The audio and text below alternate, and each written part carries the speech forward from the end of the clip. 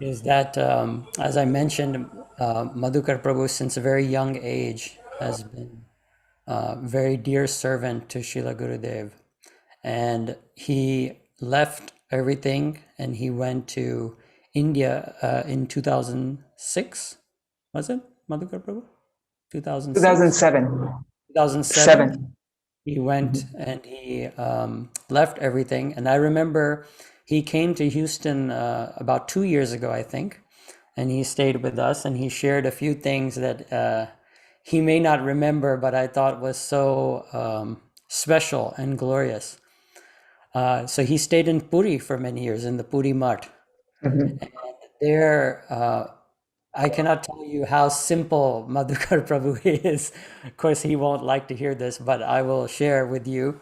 He, not even having his own room, actually, simply living in a very, I believe, tight corner. And if I remember correctly, he said he lived underneath just a few sheets. Having such a small, simple thing, but always serving, singing kirtans and bhajans like the one you just heard.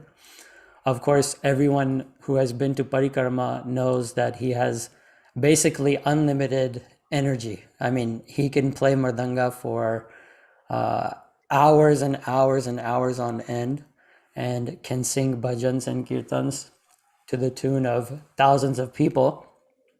But I think what stood out more than anything was that when he came here, we requested him to sing some bhajans. There were three or four of Oh, us both. shoot. And one thing is that he always paid attention to the mood of the acharyas while singing. It wasn't about how it sounded, even though, of course, he has such a melodious voice. But it wasn't about that. He always was sharing, oh, how beautiful, how deep the moods are in each bhajan. So with that, I think he is extremely fond of kirtan. And I think that may have been the inspiration for him to create the Gaudiya Kirtan app. So for those of you who don't know about this, the Gaudiya Kirtan app is a Android and iPhone app, I believe. I know Android for sure. Yeah, Android I and think so. app, which contains all of the bhajans. It's basically the Gaudiya Giti Guch in a app form, but it's interactive in the sense there is so many different kirtans you can download for each bhajan, so many different singers, all the translations are there, all the moods are there. So it's a very beautiful and well done app, and it's been downloaded, of course, tens of thousands of times by devotees all over the world. And I just want to say, thank you for doing that seva, because that is a seva that all of us appreciate. Well, So there's a whole without, team working on it. It wasn't just me, but yeah, a lot of devotees. yes, But yes. yes, of course, yes. So without further ado from my side, Prabhuji, we request you to please begin Uh, and share with us your memories of Srila Gurudev. Thank you. Hare Hari- Krishna. Hari.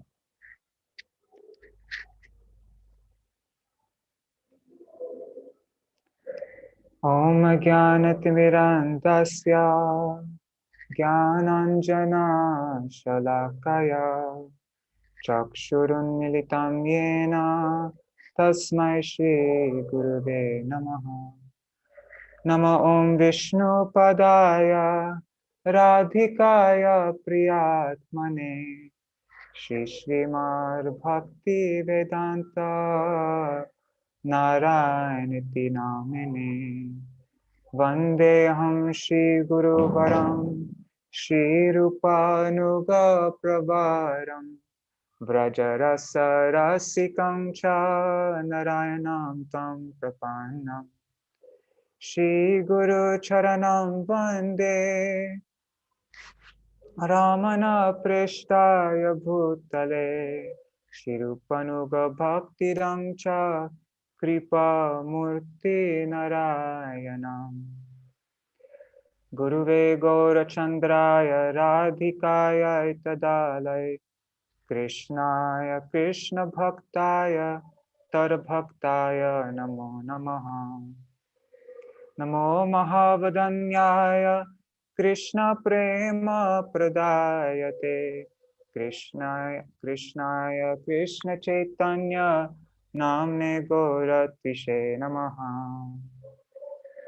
Bhaktya Vihina Aparada Lakshya Kshiptashtaka Madhitaranga Madhe Kripa Maitvam Sharanam Prapanna Vrinde Namaste Charanarvindam Vanchakalpataru Bhyashta Kripa Sindhu Bhyayevacha Patitanam Pavanebhyo Vaishnavebhyo Namo Namaha Bhaja Shri Krishna Chaitanya Prabhu Nityananda Shri Advaita Gadadhar Shivasari Gaur Bhakta Vrinda Hare Krishna Krishna Krishna Hare Hare Hare Rama Rama Rama Hare Hare. Is it cutting out?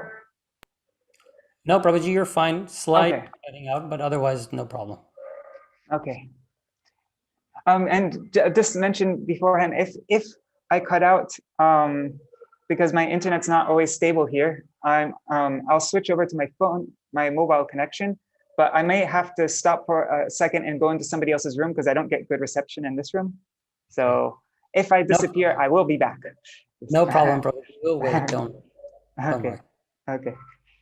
So first of all, I offer my Dandavat pranams again and again to the lotus feet of my most worshipful Guru Parma, Nitya Pravishta Om Vishnupad Shishimad Bhaktivedanta Narayana Goswami Maharaj Srila Gurudev.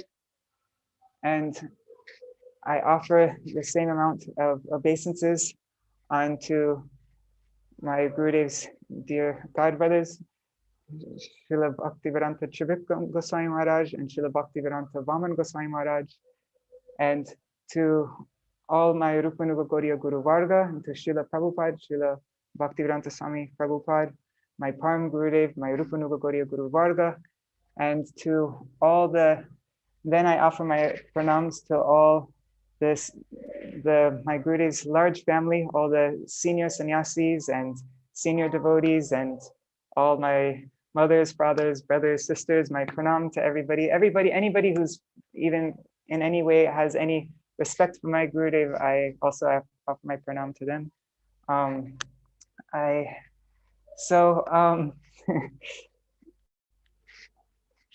One second. So today I prepared some notes and I think I got a little carried away. I just started making one idea after another, and I have this big page full of like a bunch of ideas of what to say, and but I think it might confuse me. Anyways, I don't know.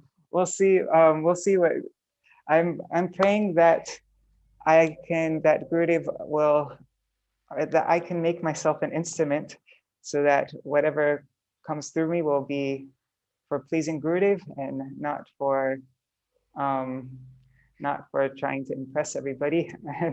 I don't know what will happen, but I will, sorry.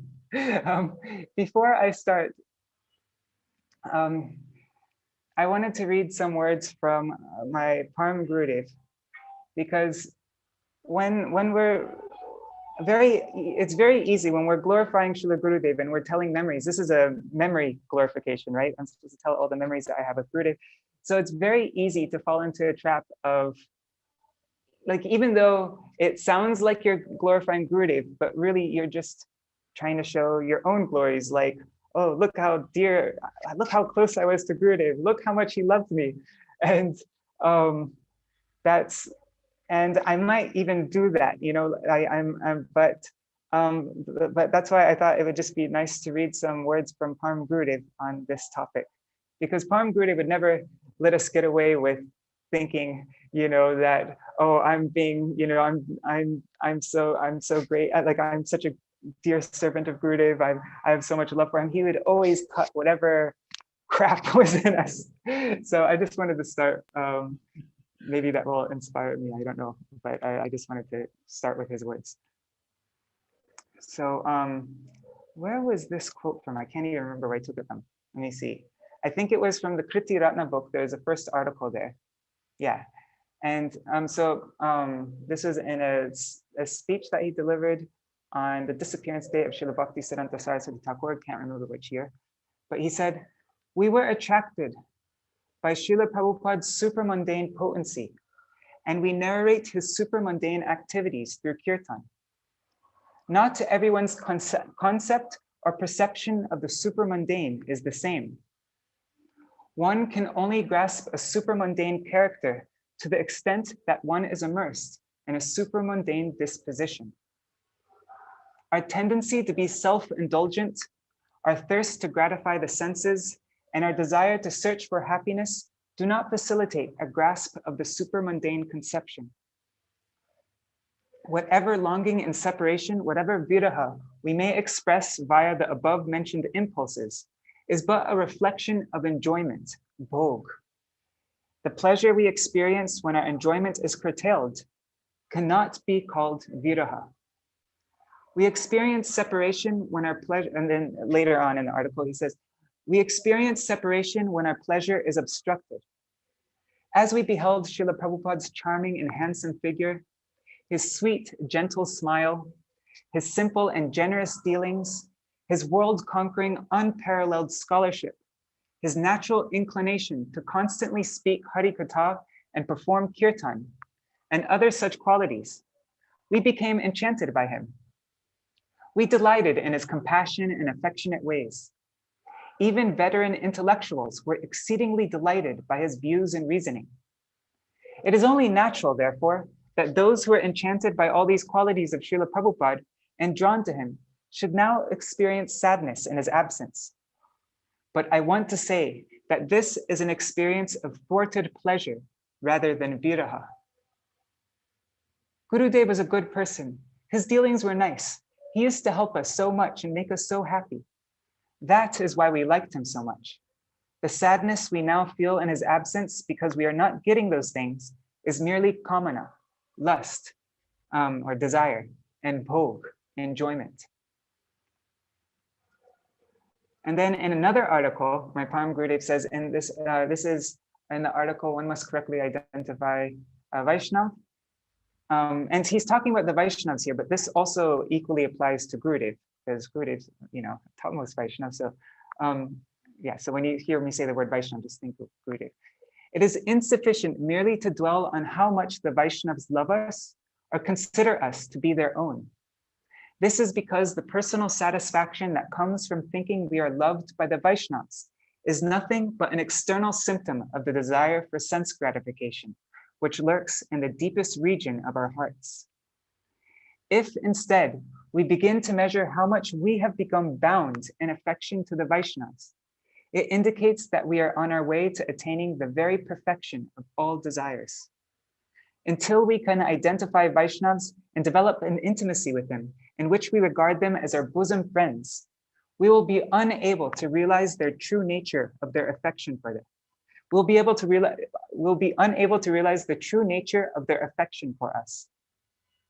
And later on in the article, he says, only to he who surrendered without duplicity are all the virtues of a Vaishnava revealed in their true aspect. Such a person alone beholds the transcendental and extraordinary qualities of a Vaishnava without likening them to mundane qualities and thus inviting offenses. But we are devoid of a service attitude, and therefore we cannot comprehend the secret of recognizing a Vaishnava by his Vaishnavata, which means his exclusive dedication to the service of Vishnu. All too often, we are attracted by a Vaishnava's other qualities, like his ample affection. We praise his patience, his tolerance, and other external virtues. But we should bear in mind that a Vaishnava's qualities are not objects for our sense gratification. If the qualities I detect in a Vaishnava, like affection and patience, do not inspire me to engage in the service of Sri Vishnu and the Vaishnavas, and do not lead me to become attracted to his Vaishnavata, his exclusive devotion to Sri Vishnu, then it should be understood that I have been unable to see their true aspect.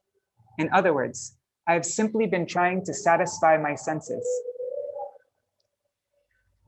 And so in this glorification of Srila Gurudev, these memories, I am praying that by Srila Gurudev's mercy, that I can actually do it in the proper way that will be pleasing to him, and that will inspire me to actually want to surrender and to want to dedicate myself to him.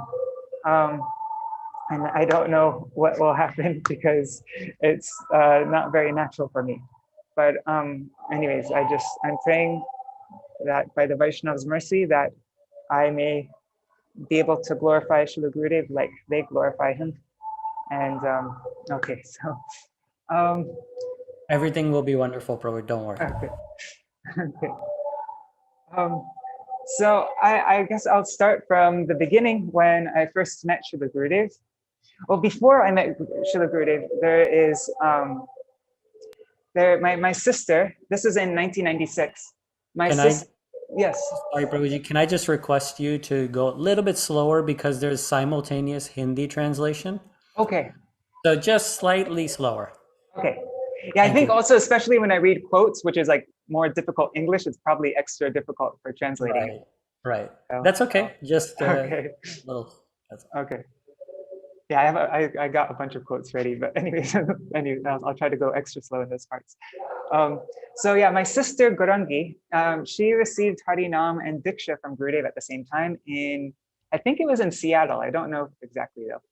And she also traveled with my Srila Gurudev from 1996. She went on the world tour with him all over in 1996, 1997, and 98.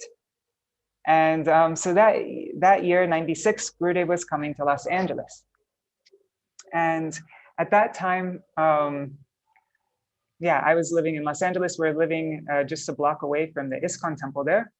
And there was a devotee living with us. I won't mention his name, but he saw us. We were getting on our shoes and we were just walking out the door. We had our shoes on. We're about to go downstairs and go to greet Srila Gurudev in the airport when he arrived in Los Angeles.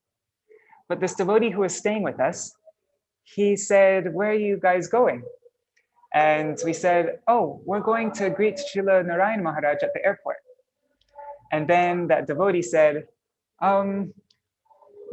"We need, just wait a second. I want to tell you something." And then he started to say things about Gurudev and like unfavorable things about Gurudev. And, you know, I don't know what he said exactly, but it wasn't favorable. And he said also that this year is Srila Prabhupada's centennial year, so you should just focus on Srila Prabhupada and not go to see or hear anyone else.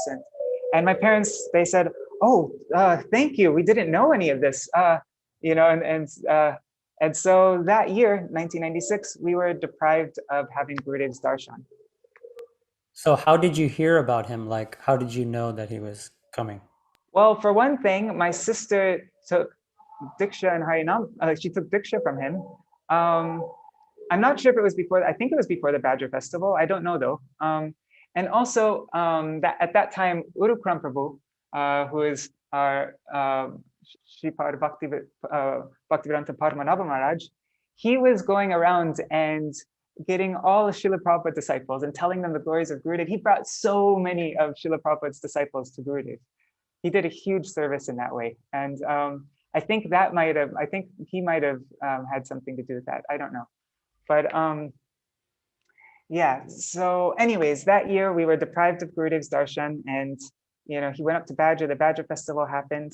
And then that year at the Badger Festival, that was the time when most of the devotees, except for Pankishore Prabhu and Urukram Prabhu, that was the first time any of the devotees had met Srila Gurudev. And so they were all very skeptical. And that time was kind of like Gurudev was breaking everybody, like he was, I don't know what you say, breaking the ice or whatever. And everybody started becoming more like inclined towards Srila Gurudev at that festival. But that festival, I don't think all of Badger was fully surrendered to Gurudev. That would be the next year, as far as I know.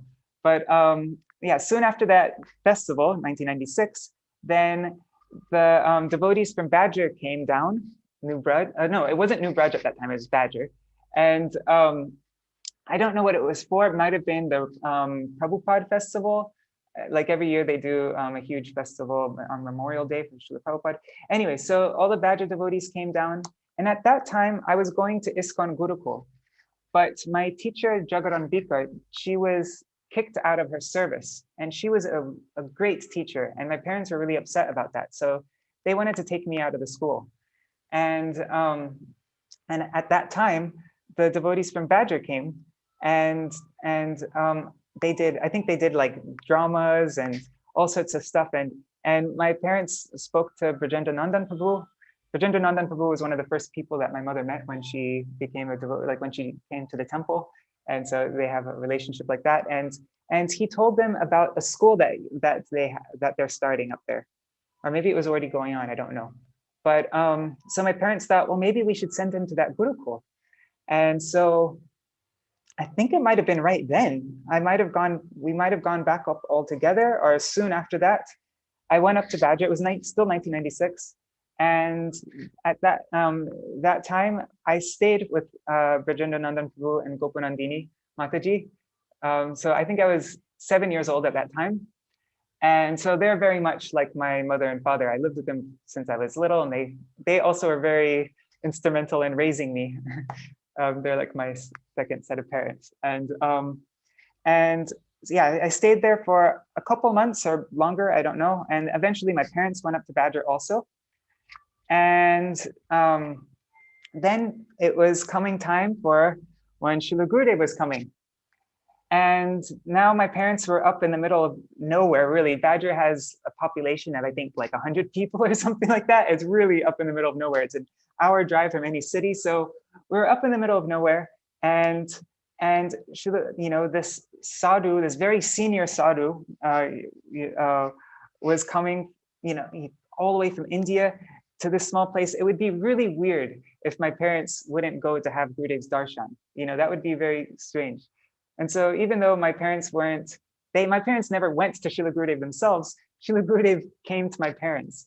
And, that was his unlimited mercy. But so I remember at that time, so I think this time I was now 8 years old, it was 1997. We were in the driveway waiting for Gurudev to come. And there was a big kirtan going on. And we were so excited. The atmosphere was just like buzzing. And every car that would go by, because there aren't that many cars that drive in Badger. And so you could hear cars coming from a long distance away. Badger's a really quiet place. And when we'd hear a car coming, the kirtan would like go crazy and everybody would be like bursting with excitement. But then the car would go by. And I think this happened a couple times, we'd hear a car coming, we'd go nuts. And then finally though, the car came and it turned up the driveway. And Nirguna Prabhu's driveway is a very long driveway. And so the car came inside and we all just couldn't contain ourselves. And the kirtan was just, it was so exciting. And then finally, we watched the car come from a long distance, from that long driveway up until it arrived. And then Srila Gurudev, he stepped out, he opened the door and he stepped out. And that was my first darshan of Srila Gurudev. And at that time, all the devotees were there was so much excitement, joy, nervousness, and just overwhelming emotion. And devotees were crying. And in that atmosphere, and then having darshan of Srila Gurudev, this is my memory. I mean, my memories might not be accurate, but my memory is that I just burst into tears.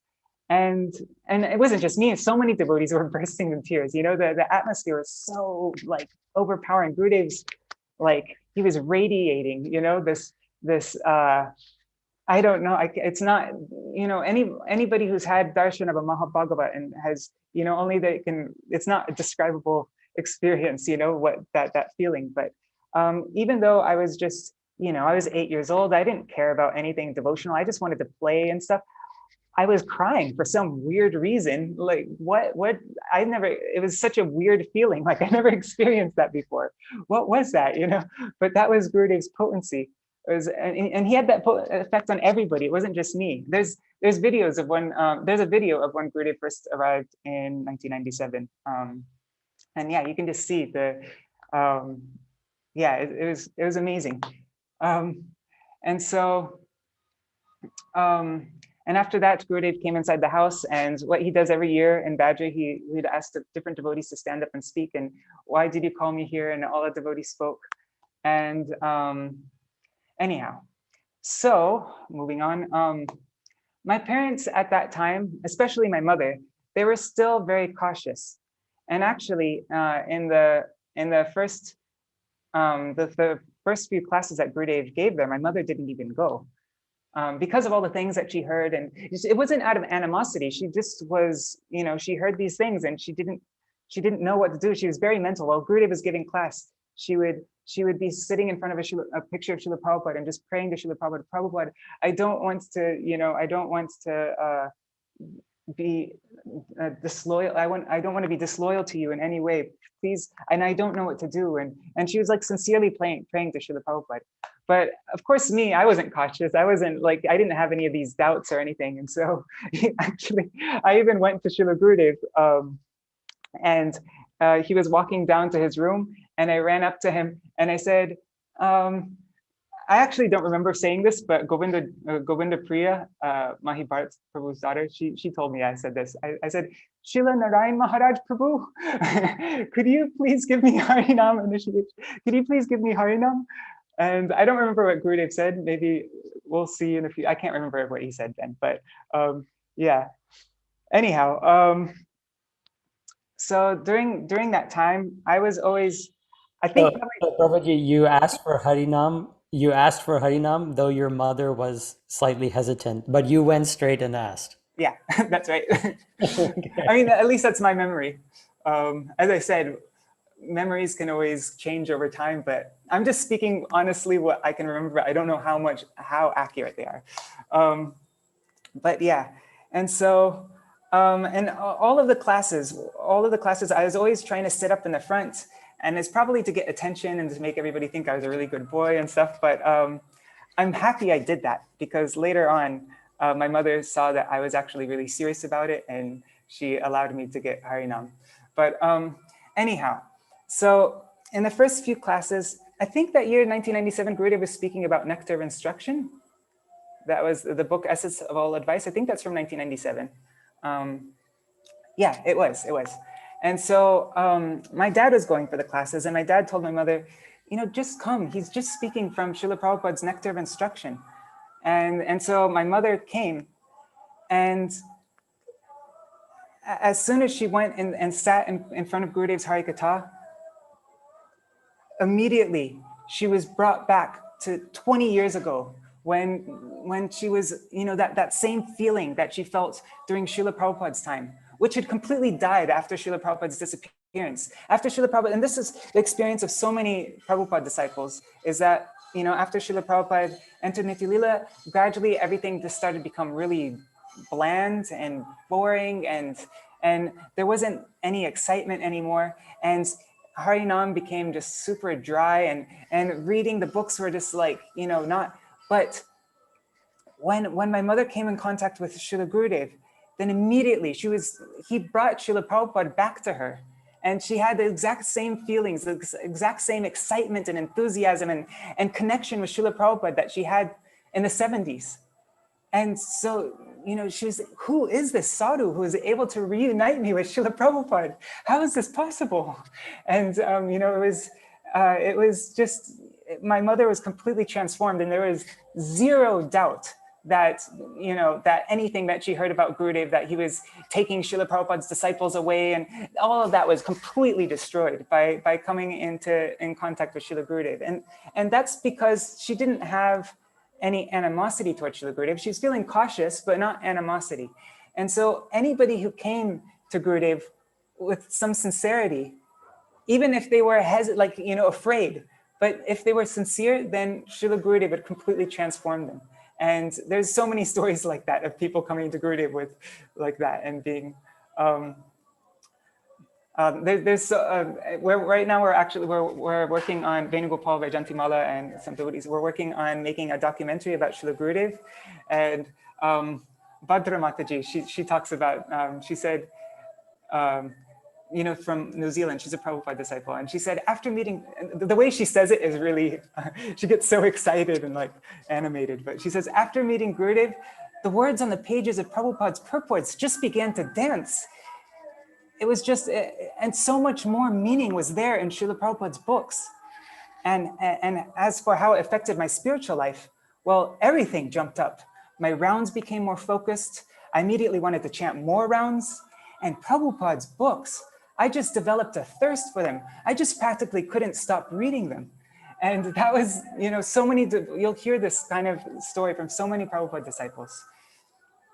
And so through this, Srila Gurudeva was showing how he was the ideal Shiksha Guru. And I wanted to read a couple quotes by Param Gurudeva about Shiksha Guru. So, because Srila Gurudeva, he didn't want anyone for himself. He wasn't trying to, and so therefore, he was able to, and he just wanted to inspire everybody to worship their own Gurudev. So that's why everybody felt 100% trust with him. They didn't feel any like being disloyal to their own Gurudev or anything like that. And so Param Gurudev, he says, this is in a letter that he wrote. He said, right? No, this one is not in a letter. This is in a lecture. The next one's from a letter. Okay, so he says, Guru is of two types, Shiksha Guru and Diksha Guru.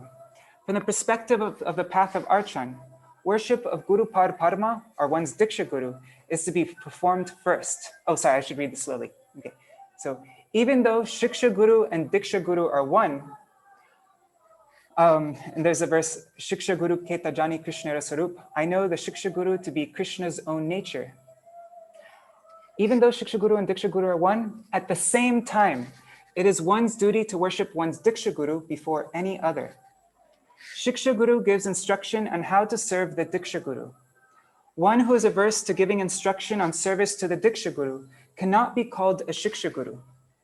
He cannot even be a Vaishnav, as he has not learned how to honor the Diksha Guru. Imagine how such so-called teachers would treat their own Diksha Guru. A false guru is always to be given up. And then in a letter, Param Gurudeva wrote in 1961, he said, Shiksha Guru and Diksha Guru are one in tattva. He who gives instruction on service to Guru is called the Shiksha Guru. He who gives instruction on service to Guru is called the Shiksha Guru. Not just any person who quotes scriptures can be called Shiksha Guru. The duty of the Shiksha Guru is to fix one's attachment to the lotus feet of one's Diksha Guru. Therefore, Diksha Guru and Shiksha Guru are accepted to be categorically identical. Only their pastimes and activities distinguish them from one another. This must be understood. So it's the duty of the Shiksha Guru to fix one's attachment to the lotus feet of one's Diksha Guru. And Gurudev did this in an unparalleled way that only somebody who's intimately connected with these acharyas could do. And so, Gurudev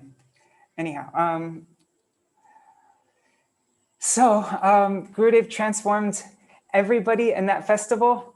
Actually, after that, Badger became, I think that's when Badger became New Braj. That's when Gurudev gave the name New Braj. And after that, before Badger was a community of many different, there's many Srila Sridhar Goswami Maharaj disciples, many ISKCON devotees, many Ritvik devotees. There was it was a place of like all different sanghas. But after that, after Gurudev's, that time in 1997, Gurudev completely, he transformed everybody there. And he didn't just transform everybody there, but he also transformed all of Badger into New Braj. Just like there's a verse, what is it, by Yudhishthir Maharaj speaks to Vidura when Vidura came after his pilgrimage. Yudhishthir Maharaj said, Bhavar Vida Bhagavatas Tirtha Bhutta Swayam Vibho Tirti Kurvanti Tirtani Swanta Stena Gada Brita. He said that you yourself are a place of pilgrimage. And not only that, but wherever you go, that place becomes a place of pilgrimage. Because within your heart, you're carrying Gadabrata, the Supreme Lord. And so in that way, Srila Gurudev, wherever he would go, that place would be transformed into Vrindavan. Because Gurudev was so much a Brajvasi. So anywhere he went had to become Braj. And in Badger, when I was there in 2 years ago, Vishnu Prabhu, he said, he spoke a memory, which we put on GurudevMemories.com, and I just wanted to share that, about when Gurudev first went to Houston. I'm just going to read what he said directly. He said, I got to drive Srila Gurudev back from the airport when Gurudev, this is 1996, the first time Gurudev went to Houston, right? Or is it? Yeah. So, and Vishnu Prabhu said, in my foolishness, I thought Gurudev is coming to America for the first time. And generally people get very excited to see the freeway here and the roads and on the roads, because in India, the roads are so bad. And even the roads in England are not as amazing as the roads in the US. Especially Houston has amazing wide freeways. So I said to Gurudev, Gurudev, how do you like the roads here? And then Gurudev said, I'm only seeing Man Gully, Prem Gully. What roads? And so like this, Srila Gurudev saw Braj everywhere. And he really saw it. It was not theoretical. He lived in Vrindavan because he carried Vrindavan in his heart. And he wanted to give Vrindavan to all of us. And so no matter what circumstance he was in, Srila Vaman Goswami Maharaj, he wrote in a letter to Umudiri. Right now we're working on a letter book by Srila Vaman Goswami Maharaj. So I just read this. Srila Vaman Goswami Maharaj said, sadhus who see all as equal remain overwhelmed by transcendental emotion and see and accept any circumstance and any environment as favorable to their bhajan. And there's a famous saying, you can take a tiger out of the jungle, but you can't take the jungle out of the tiger. And so wherever he was so deeply immersed in this mood of Raj that mood would permeate the environment around him wherever he went. And so anyone who was around Srila Gurudev, they too would feel like they were in Vrindavan. And Gurudev's, his mood was so permeated around New Braj that even to this day, that New Braj feels like a holy place. It feels like a tirtha. That's the only place outside of India where I actually feel like I'm in the Dham. And because that was Gurudev's potency. Actually, what is it? Bhaktivinoda Thakur, he writes, Jatai Vaishnavagan, Se Stan Vrindavan, Se Stane Ananda Ashesh. Wherever the Vaishnavas are, that place is Vrindavan. And in that place is unlimited joy. So,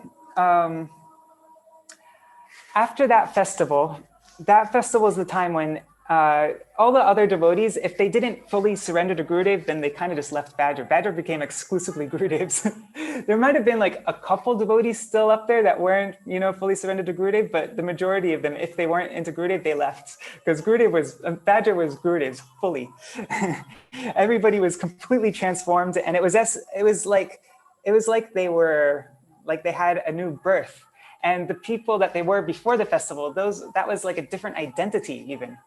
And so, and everybody went a little crazy actually. Like, even though everybody, up in Badger, nobody has jobs and you can't make much money. Everybody's super poor in Badger, but everybody somehow or other, or a lot of devotees, they somehow or other got tickets to go for Kartik. My parents also, they sold their car.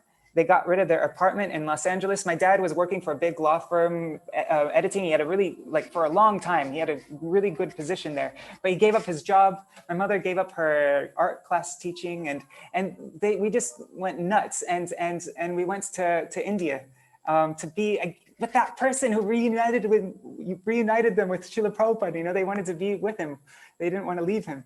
And so that year in 1997, we all went for Kartik. And we stayed there for a few months. I think three months. We were there for Chaturmasya and then Kartik, I think. And that year, Rajmandal Parikrama, Srila Charikram Goswami Maharaj was there, and this was a special. There are so many specialities of Gurudev, and one of them was that he put so much emphasis on Rajmandal Parikrama, and he really urged everybody to make it to Vrindavan in some way or other. Even though it might be difficult, you just need to get there somehow. And when you come, you should bring more people with you. Like he always wanted everybody to go to Vraj, because in Vraj, then we're not supposed to go to the Dham alone. That's useless. Like Srila Narottam Das Thakur, he says, Tirtha Yatra Parishram Kevala Manera Brahm. Just going on pilgrimage is simply useless labor. It is only another kind of satisfaction for the bewildered mind. But with Gurudev, he would bring us to these places and he would speak Harikatha, and he'd bring out the, we would see we'd have darshan of the places, not through our eyes, but through his Harikatha. And being at those places under Gurudev, it was so powerful and it would leave such strong impressions so that when we left the Dham, then we can start to remember the Dham. And one time somebody went to Gurudev and said, Gurudev, when I chant Harinam, my mind goes here and there. I can't focus. My mind thinks of all the worst things just when I chant. And then Gurudev said, don't worry. Wandering it's okay if your mind wanders when you chant Harinam. My mind also wanders. Sometimes my mind goes to Manksivat, sometimes to Sevakunj, sometimes it goes to Govardhan, sometimes to Radhakund and Shamakund, sometimes to Varshana. So it's no problem if your mind wanders, let it wander. But how could we come to this place if we've never actually been to these places and heard Harikatha from a Vrajrasik Vaishnav like Srila Gurudev, who's a real Vrajvasi, like he could reveal these places to us. So Gurudev so strongly urged everybody to always come on Vrajmala Parikrama so that we would have these impressions. And Amal Krishna Prabhu, he was glorifying Gurudev a few years ago in Rup Sanatan, and I just remember he's glorifying Gurudev in relation to the song, what is it, Radha Kunda Tata? And I thought maybe we can sing it now. Is that okay? Because this is where Gurudev's absorption was in all these places. And then the last verse really applies to Gurudev. Like Gurudev really embodies the last two verses of that. So yeah, I thought it would be nice to sing that if possible. Okay. Yes, Prabhuji, of course. I will share the text in just a second.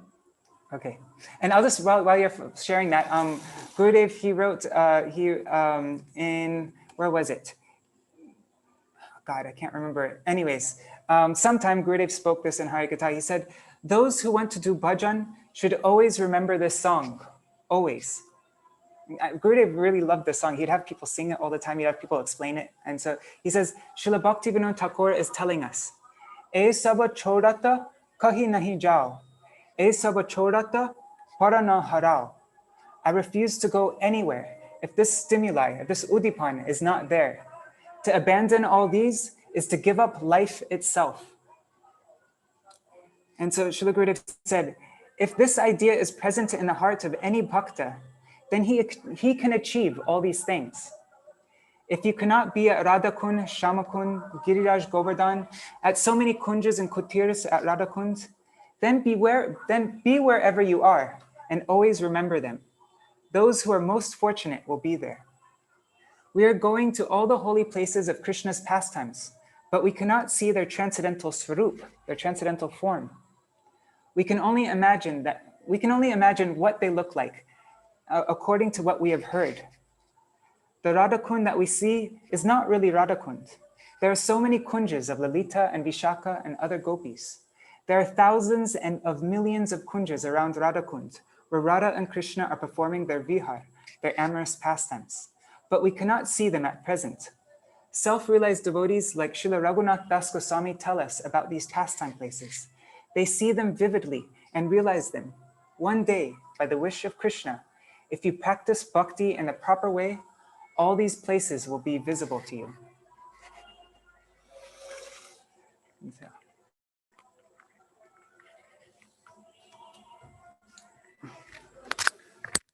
So because there isn't so much time, I think I'm just going to lead it, I'll just sing it one time without lead and response. Yes, I think that's a good idea. Okay.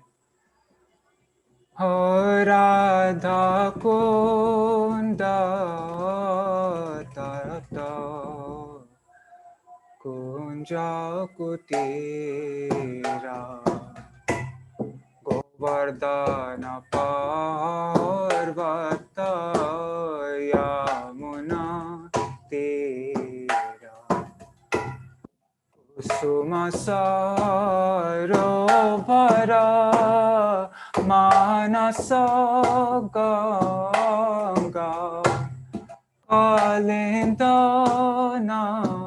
Nandini Vipula Taranga Vamsivata Gokula Dhira Samira Vrindavana Tarulatika Vanera Akhagamrikakula Malaya Batasa Homayura Brahmara Murali Vilasa Mayura Brahmara Murali Vila. Sachin, move it to the next thing. Venu Shringa Padachina Megamala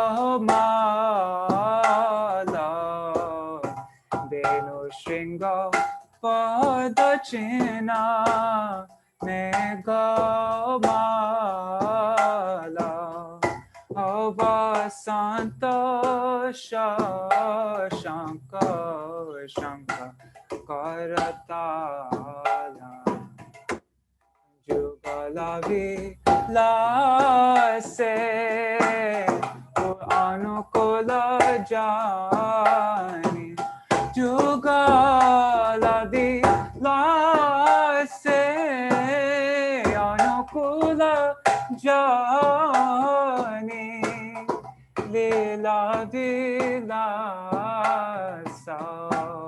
Udipakamani सब छोड़ता कहीं नहीं जाओ सब छोड़ता कहीं नहीं जाओ सब छोड़ता पर न हराओ सब छोड़ता पर न हराओ भक्ति विनोद कहे सुनो काना भक्ति विनोद कहे सुनो काना तुआ उदीपक हमारा परान तुआ उदीपक हमारा परान राधा कुंद तत कुंज कुटीरा गोवर्धन पर्वत यमुना तीरा. So this way, Gurudev, he couldn't, Gurudev couldn't go anywhere, giving up all this udipan. So therefore, wherever Gurudev went, he would bring all this udipan with him, like we read, like we've been hearing. Because if Gurudev were to leave that udipan, that would mean giving up his life. He wouldn't be able to survive without that.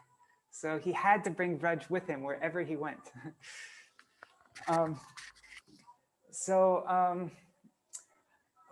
Let me just Thank you very much for that, Kirtan Prabhuji. Thank you.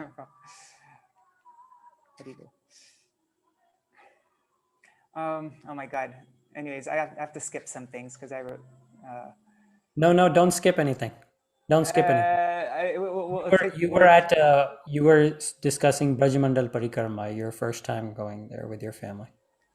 Yeah. So, anyways, that Brajmandal Parikrama that further transformed everybody and made them lose their previous identities of who they were before they met Srila Gurudev. You know, that was just more and more. You know, the more we were around Gurudev, he was just changing everybody. And then when we went back to New Braj, then the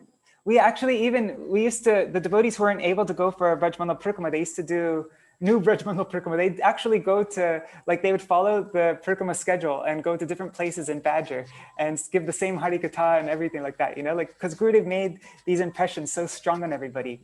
And so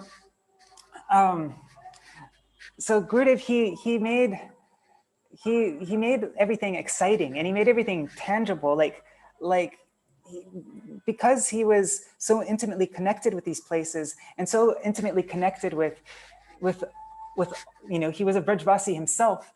And so when he would speak about them, then they didn't, they weren't just like Sundar Gopal Prabhu. He says they stopped becoming just mere fictional people that we hear about, but they are actually people that you could come close to. You know, like there's like a real connection with them because of the way that Gurudev spoke about them and these places. But and so he developed greed in everybody to like this is something that's actually this is something that's actually attainable, even though we weren't in illusion thinking that, you know, just by chanting a few rounds and following the temple program, following some rules and regulations that, you know, automatically we'll go back to Goloka Vrindavan. He never put us in any illusion. And we were aware that it could be hundreds of lifetimes, but still, because we were connected, because of his connection, because he's here and he can bring me there. He's the most dependable guide. And so in that way, we felt like it was nothing, like, yes, it's possible. He can bring me. And so everybody would get this feeling of hope. And so it made everything so exciting. So I'm gonna continue on from, I don't remember so much. Anyways, I'm just gonna move on. So every year that Srila Gurudev, he would come to Badger. And how many times did Gurudev go to Badger? I don't even know. It was maybe 13 times or something like that. I think 13. Yes. 1996 through 2008, I believe. Okay, he didn't go in 2009. Oh, okay. That year you just went to Houston. Okay. I believe it could be incorrect, but I believe so. Okay. So yeah, so that was like Gurudev would come to Badger and we'd have the huge festival. And then after Gurudev would leave, then we would just wait. We'd wait for the next festival to come. Like that's what we lived for. But also the Badger festivals was the most traumatizing time for me. And it was because in Gurukul, every year there would be a time where Gurudev would come to our Gurukul, and Brajendra Nandan Prabhu, or sometimes we'd be in Gurudev's main class, and Brajendra Nandan Prabhu, he would have all the students stand up and we each got to select a verse to say for Gurudev. And I don't know why it was so scary. I mean, we just said a verse and we could practice it as much as we wanted. It got to be whatever verse we wanted to say for Gurudev, we got to say it. But for some reason, it was the most frightening thing for me. Like the Badger Festival be coming and I was already freaked out about it. And every day of the festival, I'm like, oh my God, it's 3 days closer to when I have to say the shloka. And like, so one year, I think I said the verse, I think it was Aradhyo Bhagavan Brajesha Tanayas, Tadhama Vrindavanam, that shloka. And I can't remember which shloka, I think it was that one. And then afterwards, Gurudev asked me, what is the difference between Krishna in Vrindavan and Krishna in Mathura? And at that time, I was just frozen. I said something, but I don't know what I said. I don't even know if it was intelligible, like if it made any sense, the words that came out of my mouth. But all I know is that Gurudev started laughing and he was like really laughing and the whole audience started laughing. And I was just, I wanted the earth to just swallow me up. I was so embarrassed. And I don't know, I think it was that time, I think Gurudev said, because every year I was asking Gurudev if I could go move into the mat, like if I could go to Mathura and stay in the mat there. And Gurudev said, you have to finish school before you're able to join the mat. And I felt like, I didn't I wasn't trained enough. Anyways, but after that class, I got this really this wonderful feeling. I felt so light and liberated. And I thought now everybody's seen me now. And so there's no need to make all this effort to hide myself and to make people think I'm so great and know a lot. People know that I'm not that, I don't know that much. And also more importantly, instead of feeling like being rejected by Gurudev, like I wasn't good enough, it was the complete opposite feeling. Like he pulled me closer to him. Like he had more, there's, even though you know, with any other person, it would seem like he's just like thinks I'm a joke and like, you know, but with Gurudev, he through that experience, you know, I felt more close to him. And really what's distancing myself from Gurudev? It's my duplicity. It's because I'm trying to impress everybody. I'm not able to stand up in front of Gurudev and just be honest with how little I know, how unqualified. I'm always trying to like cheat Gurudev, really, you know, make him think I'm something else than I really am, and which is ridiculous. Nobody can cheat Srila Gurudev. That's the most absurd thing. You're just cheating yourself if you try to do that. And Srila Gaura Goswami Maharaj, something he would say again and again, I really love this. He says that Guru and Vaishnavas are patit pavan. They are saviors of the fallen, but they are not kapati pavan. They are not saviors of the duplicitous. And so, yeah, and this reminded me of when I was going through some this letter book of Srila Vaman Goswami Maharaj. There are some letters that Srila Vaman Goswami Maharaj wrote to Umadidi, one in 1972 and the other in 1974, and it kind of reminded me of this.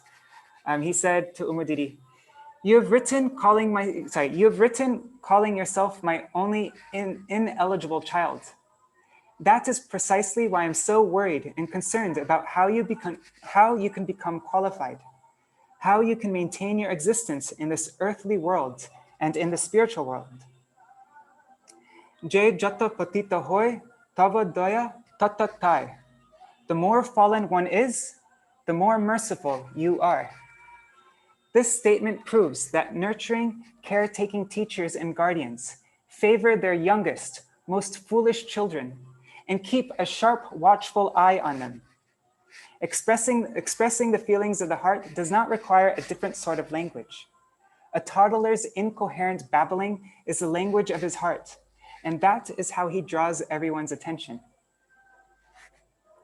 So our disqualification is what makes Gurudev even give us more attention, keeps a more watchful, sharp eye on us. And in another letter, Srila Vaman Goswami Maharaj, he wrote Umadidi, he said, there is no need for any sort of wisdom or knowledge in writing a letter.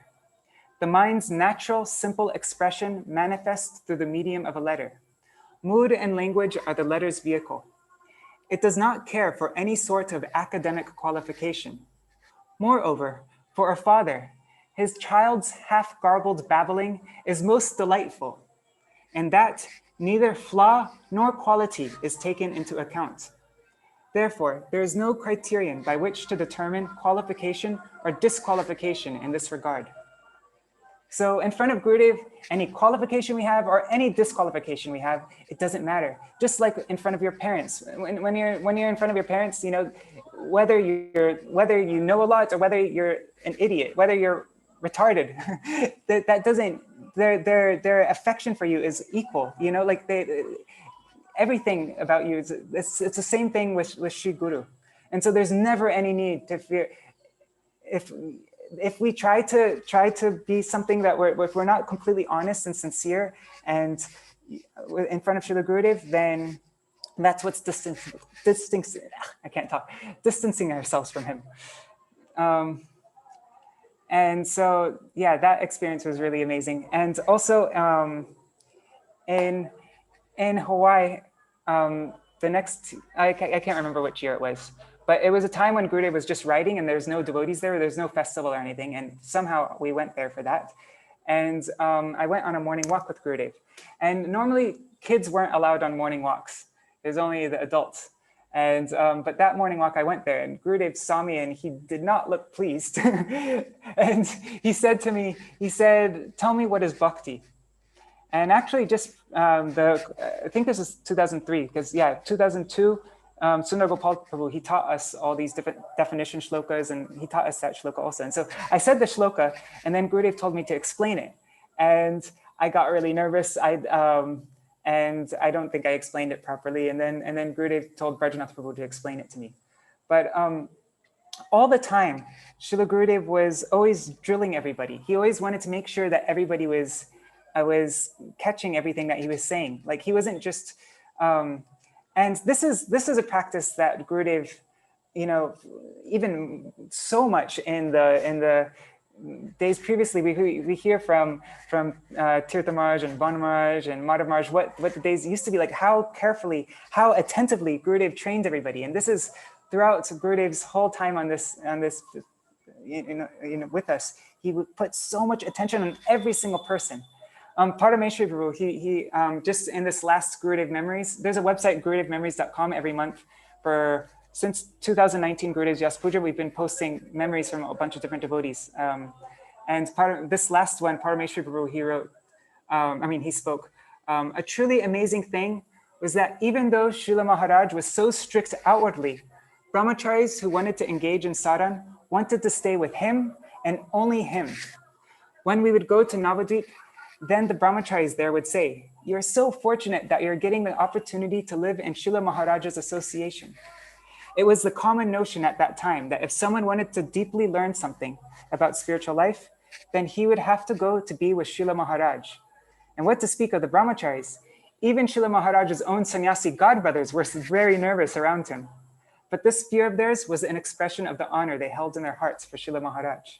And we hear about how in those days in the Math, people would go all the way around, like Gurudev's room was right in the middle in between the Thakurji's, in between Radha Vinod Bihari and the kitchen and everything else, all the rooms and stuff. And so people would often go all the way around the Math just to avoid walking in front of Gurudev's room, because as soon as somebody would come in front of Gurudev's room, Gurudev would stop them and say, what did I speak in this morning's class? Ramananda, I think Ramananda just left, but I think he hasn't, he had an experience of Gurudev having him stand up in front of everybody, right? And asking you, what did I speak in this morning's class? And yeah, Gurudev was always drilling everybody. It didn't matter. It wasn't just the big sannyasis and the big preachers, but he would have the kids stand up and speak. He'd have all housewives stand up and speak. He would have any person stand up. And so in that way, everybody was always like afraid, everybody pay attention in Gurudev's class because he's going to drill me on this. But it also created a lot of excitement, and people would absorb themselves in Harikatha, because that was, Gurudev gave so much. Sorry, I'm talking too fast. But That's okay. That's okay. Yeah. And lots of times when he'd have somebody people stand up and speak, like his sannyasis, he'd even have his most senior sannyasis, he'd have Madhav Maharaj stand up and speak. And if it wasn't exactly what Gurudev wanted him to say, like the exact precise point Gurudev wanted him to make, then he'd even tell Madhav Maharaj to sit down. And then he'd have Aranya Maharaj, who's like knew everything. And then he would cut him in the middle while he was speaking, and he'd say, sit down. And then he'd call in another person. And sometimes he'd go for like 4 people like that. And everybody was just trembling. Oh my God, he's going to call on me. I remember in Mathura and Keshivji Gaudiya Math during Janmashtami time, Gurudev would have everybody stand up. He'd have just the young brahmacharis stand up and speak also. And so I remember like hiding behind people because I didn't want Gurudev to see me. But in this way, through Gurudev's beautiful and attractive Harikatha and the way that he drilled us and really made sure that we understood everything, he developed a greed for Harikatha in everybody. And you can especially see this with, and also when Gurudev spoke Harikatha, anyway, no, I'll mention that point later. But this is a little bit of a side story. But when I was on Bengal Prachar with Tirtha Maharaj, I remember we were in Diamond Harbor. What year was this? I don't know, 2008 maybe. Okay. But all the villages, lots of them have British names because the British Raj and all that. But so in Diamond Harbor,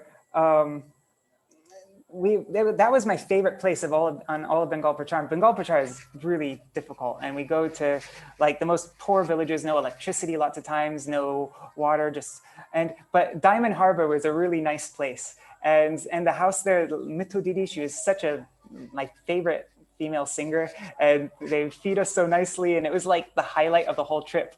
But for Tirtha Maharaj, when we'd go there, he didn't get to speak as much Harikatha, and there weren't as many people there. And so he really didn't like it.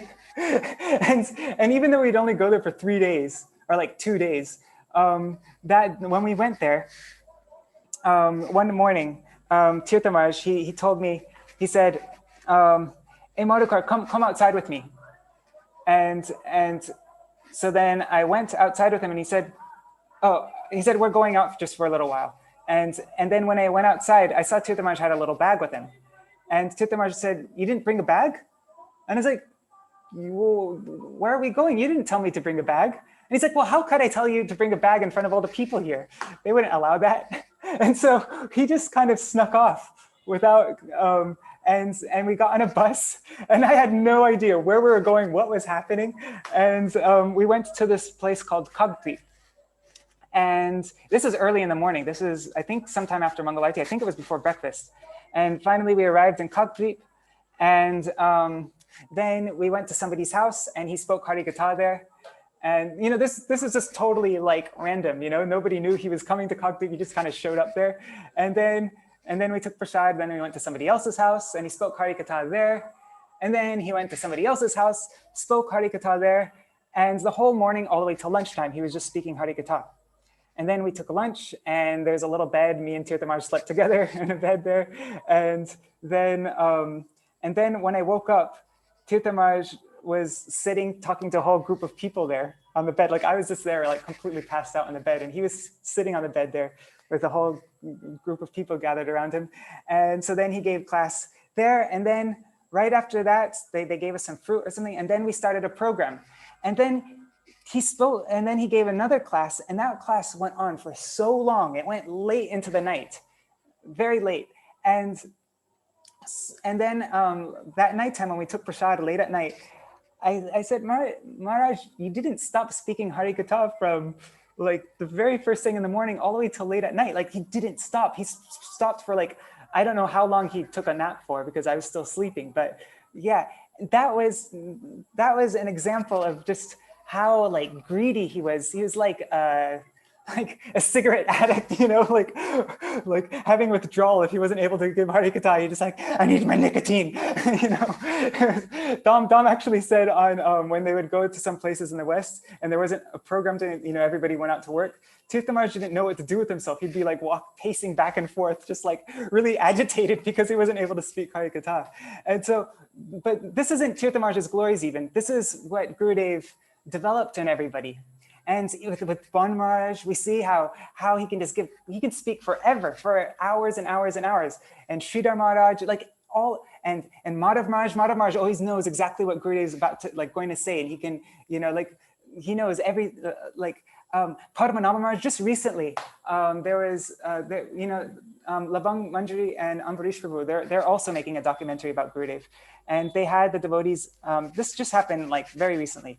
They had the devotees film Padmanabha Maharaj speaking about Gurudeva, and he spoke for 8 hours. 8 hours, just speaking nonstop about Gurudeva. And then afterwards, they found out that the camera wasn't actually recording. And so then Padmanabha Maharaj was like, oh, well, I'll just re-speak everything. It was no problem. He can glorify Gurudeva forever, And so now they're going to re-record him speaking all of that.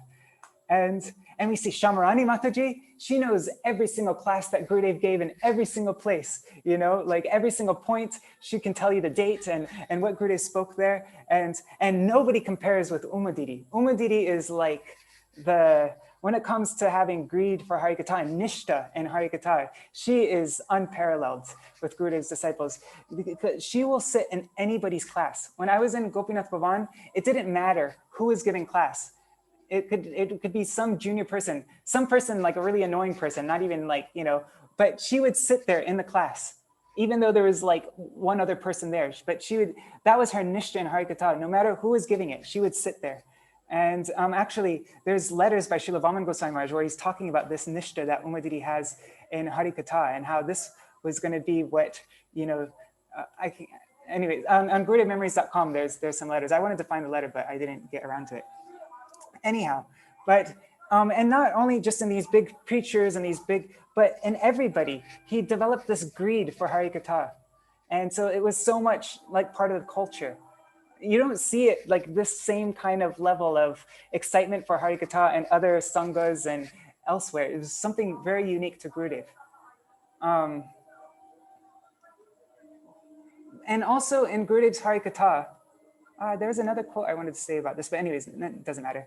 In Gurudev's Harikatha, he would speak about all different topics. He would speak from 11th canto. He would even go to very basic things, like, but he always, whatever he was speaking about, he'd speak so often. He would speak about Prahlad Maharaj, Prahlad Charitra, and speak about Dhruva Maharaj and Hanuman, all these. But whenever he spoke, he'd always make it very clear why we are hearing this Harikatha.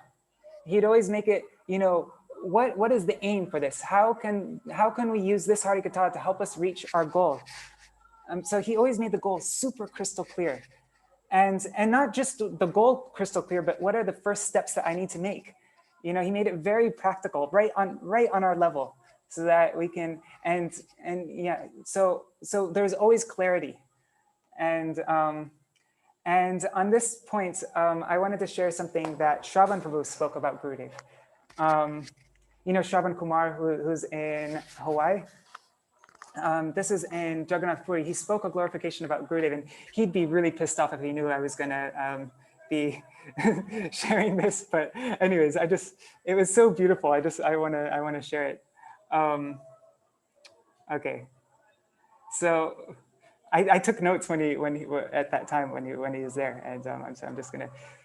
This is on Gurudev's Vyas Puja. He said, "Someone who is completely laden in Vraj Ras, completely absorbed in Vraj Ras, completely and eternally living in Vrindavan Dham. Anywhere he goes, this mood of Vraj Vasis will automatically come out and affect everyone, drown everyone.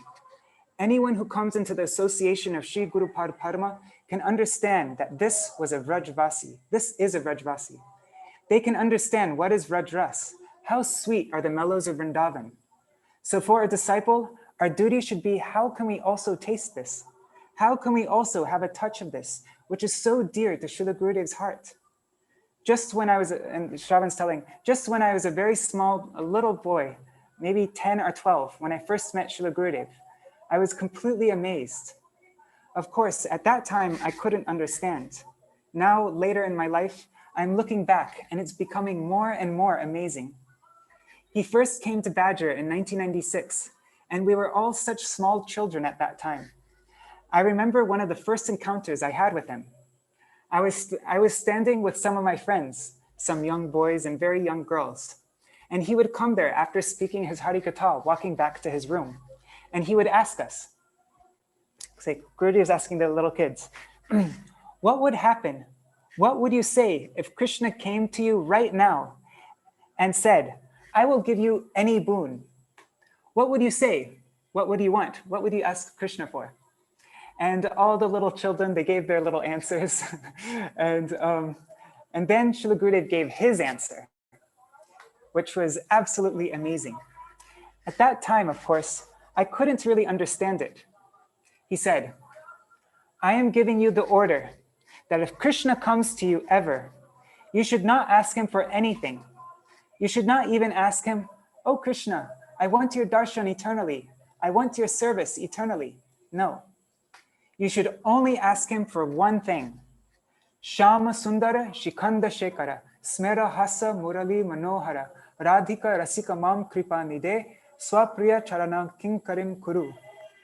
I only want to be your servant. Oh Shrimati, sorry. I only want to be not your servant. I don't want to be your servant, Krishna. I don't want any boons, nothing like that. I only want to be the servant of your dearmost Srimati Radhika. So Srila Gurudev never concealed any of his deep moods, even to small children. He would completely open everything. And I also had a similar experience like this. Another year when we had to say shlokas in front of Gurudev. I don't remember which shloka I said at this time. This was one of the early years. I was a lot younger then. And so whatever shloka I said, after the shloka, actually, no, just a few days before this, before I had to say the shloka, Tirthapad Prabhu, he asked me, what is our goal? Do you know what prayojan means? What is the goal? And I said, I don't know. I didn't really care. And then he said, Krishna Prem, that is our goal. Krishna Prem is our goal. And so after I said that shloka in front of Gurudev, then Gurudev asked me, what is our goal? And I was like, oh, thank God, I know the answer to this one. And so I said really confidently, Krishna Prem. And then Gurudev said, no. What? What? To the part I did. But then Gurudev said, Radha Dasyam. So even to the small children, he made it so clear, so crystal clear, what is our aim? And you see, even if you go to places in other sanghas and you go to other, Vaishnav groups, you'll ask them, what is the goal? It's, most people won't be able to tell you clearly that, we want to become a maidservant of Srimati Radhika Radha Dasyam. But Srila Gurudev made that point so clear even to the small children. That was very unique speciality of Gurudev. So I'm just looking at the points that I wanted to speak. Anyways, there's a gap here. Anyways, I'm going to go on to,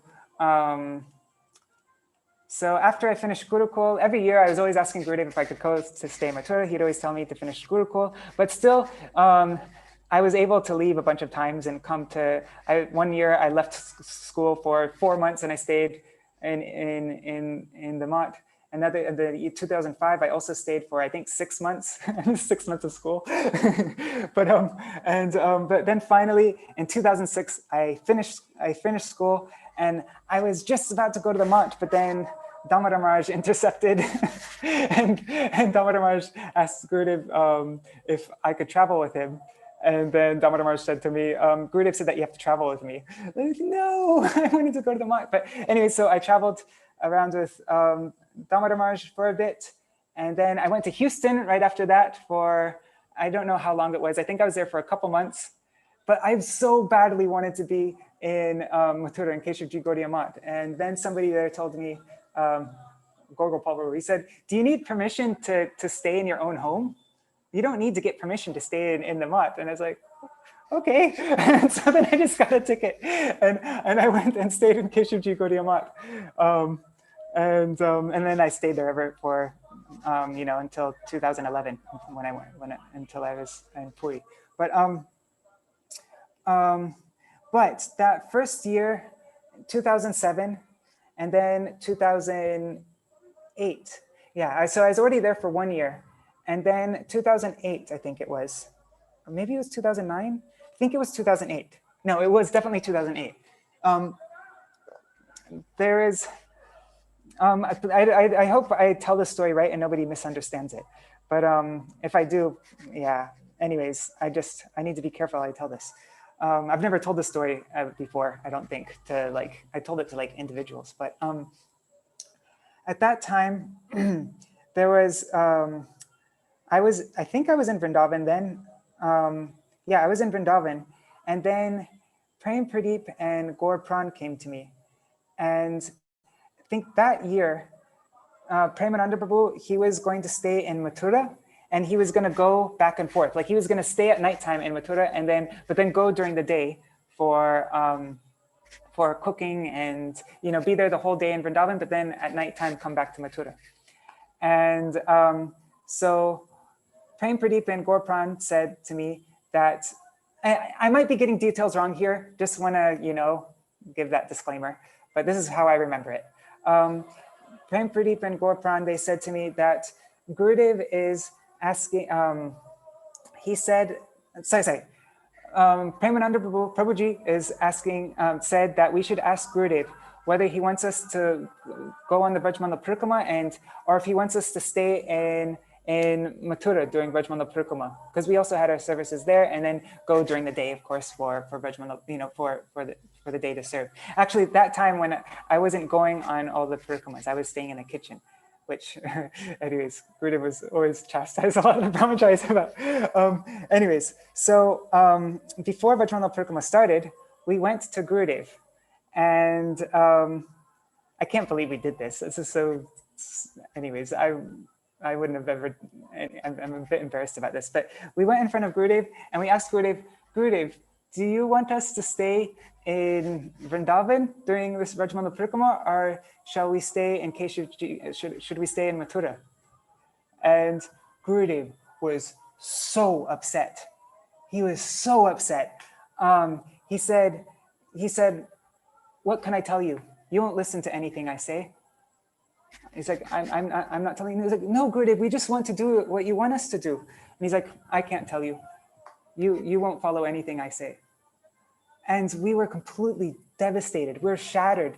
And then some other things happened in that meeting. And it was the most, I think that was like the most intense, like depressing time of my life, really. And so after that and then so we obviously stayed in Vrindavan. We stayed in the kitchen, and we went on Brajmala Parikrama. Right? I didn't go for the kitchen, but I was really confused and disturbed. And the whole Parikrama, I was I was depressed the whole entire Parikrama till the very end. And I felt like Gurudev rejected me. Like I wasn't even his disciple. That's how heavy he was. It was like, I can't even tell you to do anything. You don't listen to anything I say. And so, I was like tired and no energy and depressed the whole Brajmala Parikrama. And then finally, at the end of Brajmala Parikrama, I went to Gurudev and then I said, Gurudev, now what do you want me to do?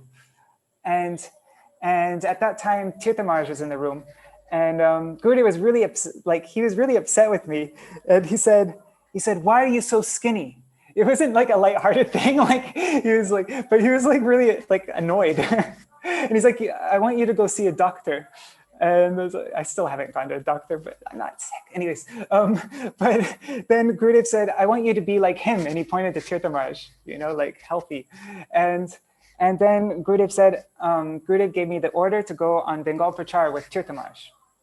And so that year I went, that year 2008, 2009, and 2010, all those years I went on Bengal Prachar with Tirtha Maharaj, which is an amazing experience. But I felt that time, I wasn't depressed after that. Gurudev accepted me again. He cared about my health, my well-being, and he gave me an order, and I got to follow that order, and I got to do, because before he wouldn't give me an order. He said that I won't listen to anything I said. So now I had a chance to be able to follow his order. And so then I went on Bengal Prachar, and there's so much to talk about that. But anyways, and it's a very wild experience, to say the least. But then after Bengal Prachar, Please share some of that. Please share some of that. No, because that's not directly related to Gurudev. I already shared the story of Tirtha Maharaj, so that's something. But the time after Bengal Prachar, the most exciting time was, like, what made it all worth it was at the end when we got to see Gurudev, because you go through so much suffering on Bengal Prachar, it's not easy. But finally you get to go to Gurudev, and I went through all that for you, and it was really exciting, and Gurudev would be so happy, and he'd shower his blessings. It was really, yeah. Prabhu, can you talk a little about what kind of suffering in Bengal Prachar so that people understand how difficult it is, and it could be inspiring for a lot of people. Yes, this is what Tirtha Maharaj loved. Like for me, it was suffering. For him, it was like, the greatest part of his year. Well, yeah. So on Bengal Prachar, our schedule, okay, so we don't stay in any place for more than 2 days or 3 days. We're constantly moving to the next place. And so you never settle down and it begins right after Kartik all the way till Sankalpa day of Navadvip Parikrama. And so, yeah, we're constantly going to another place. And then all the places are very primitive. Lots of times there isn't even a road going to the village. So you'll have to we'll walk with all our big pots and all our luggage and our speaker system and everything. Sometimes we would walk through rice fields because there's no road going in with all this luggage and everything like that. And some villages, the entire village won't have any electricity. It's very common on Bengal Prachar for there to be no electricity. And also the bathroom situation was very difficult. Lots of times there wouldn't be any toilets. And so you were forced to have to go out in the jungle, like just out in the field.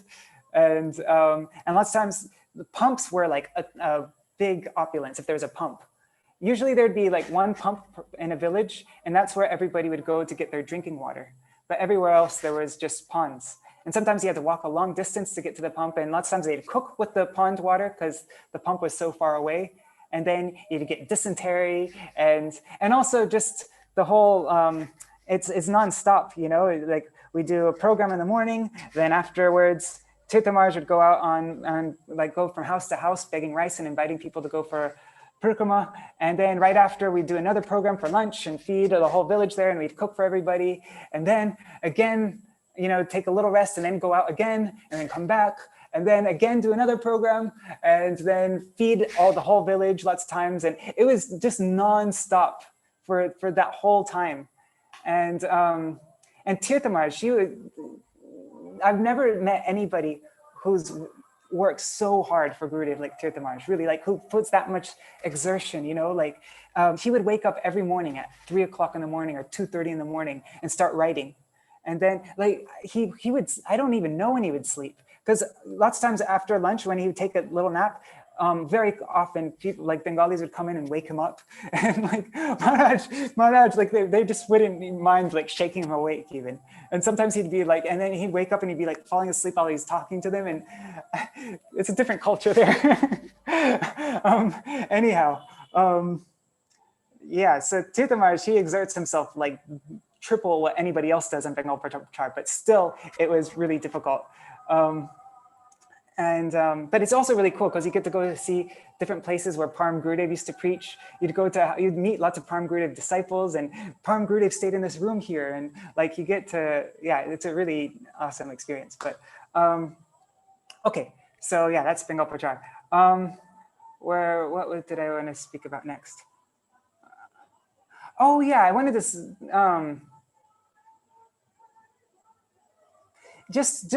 I wanted to mention, no, wait, sorry, my mind went blank. Gurudev, sometimes the way that he gives mercy is through neglect. Because through that experience, and I think even Premananda Prabhu, he probably wanted us to have this experience, of when Gurudev neglects you, then it teaches you very strong lessons. Like at that time, I learned that I need to be dedicated to Gurudev. Nobody else is going to replace Gurudev for me. Like I have to do what he wants, and not like it really it made a huge change, which I really needed at that time. Like a lifelong lesson, that was, and that is a really powerful way of teaching it. There's another example of how Gurudev would give his mercy through neglect. One time, when we were in Keshavji Gaudiya Math in Mathura, there's one devotee, I won't say his name just in case he doesn't want me to say it. But yeah, there's one white cloth brahmachari, Western brahmachari there. And he said something about Madhav Maharaj and something, I don't know, meant something with money or something or other that wasn't nice about Madhav Maharaj, it wasn't, probably criticism or something. And I think it was Madhu Mangal from Los Angeles, I think. He heard it and then he told it to Madhav Maharaj, maybe directly, or I don't know who he told it to. Maybe I'm getting this wrong, but anyways, somehow it got to Gurudev. I think Madhav Maharaj heard it, and then Madhav Maharaj told Gurudev what this devotee said. And this devotee, and then Gurudev was so upset. And Gurudev said that I want this brahmachari to leave the mat, and he's never allowed to step foot inside any of our mats here. And Gurudev was so upset. And so this brahmachari, who had been living in Keshavji Gaudiya Math forever, I think since early 2000s, he had to leave the mat. And so he went and just stayed in some house in Mathura, and then he felt completely rejected by Gurudev, like he wasn't Gurudev's disciple, same kind of thing that I felt, during Karti. And so then one day he thought, well, if Gurudev's rejected me as his disciple and I'm not, then maybe I should just give this mala back to him. This is how I remember it. I might be getting details wrong again, but yeah. So he went to Gurudev and went to give his mala, and then Gurudev said to him, "Out of all my disciples, you are like here at the very bottom." And when Gurudev said that, this devotee, he was so happy. He was so relieved. Like, Gurudev is accepting me as his, he's considering me his disciple. Gurudev didn't fully reject me. And Gurudev said some really heavy things to him. And but then, through this incident, Gurudev gave us the teaching how upset he is if we're saying anything bad about any of his dear of any of his dear ones. So no matter who it is, even no matter what the person did, no matter how, we can be pretty certain if we start criticizing and speaking bad about that person with animosity, Gurudev will, you know, just like we saw in this devotee's case, Gurudev will neglect us and reject us. How can we get Gurudev's mercy? And so this is a really, you know, and there's many stories of how Gurudev would give his mercy through neglect like this. So, okay, moving on. Oh God, this is the part where I don't really, I kind of wrote notes up to this point, and here it's kind of, I'm not so clear about what I want to say. But in Govardhan, when Gurudev was in Govardhan, it was a quiet time when he was just resting there and writing. I went there one day, and I think this might have been 2008 or 2009, probably 2009. I don't know though. And so I went there to have darshan of Gurudev. I think I just went there alone. I think Dom was there also. Anyhow,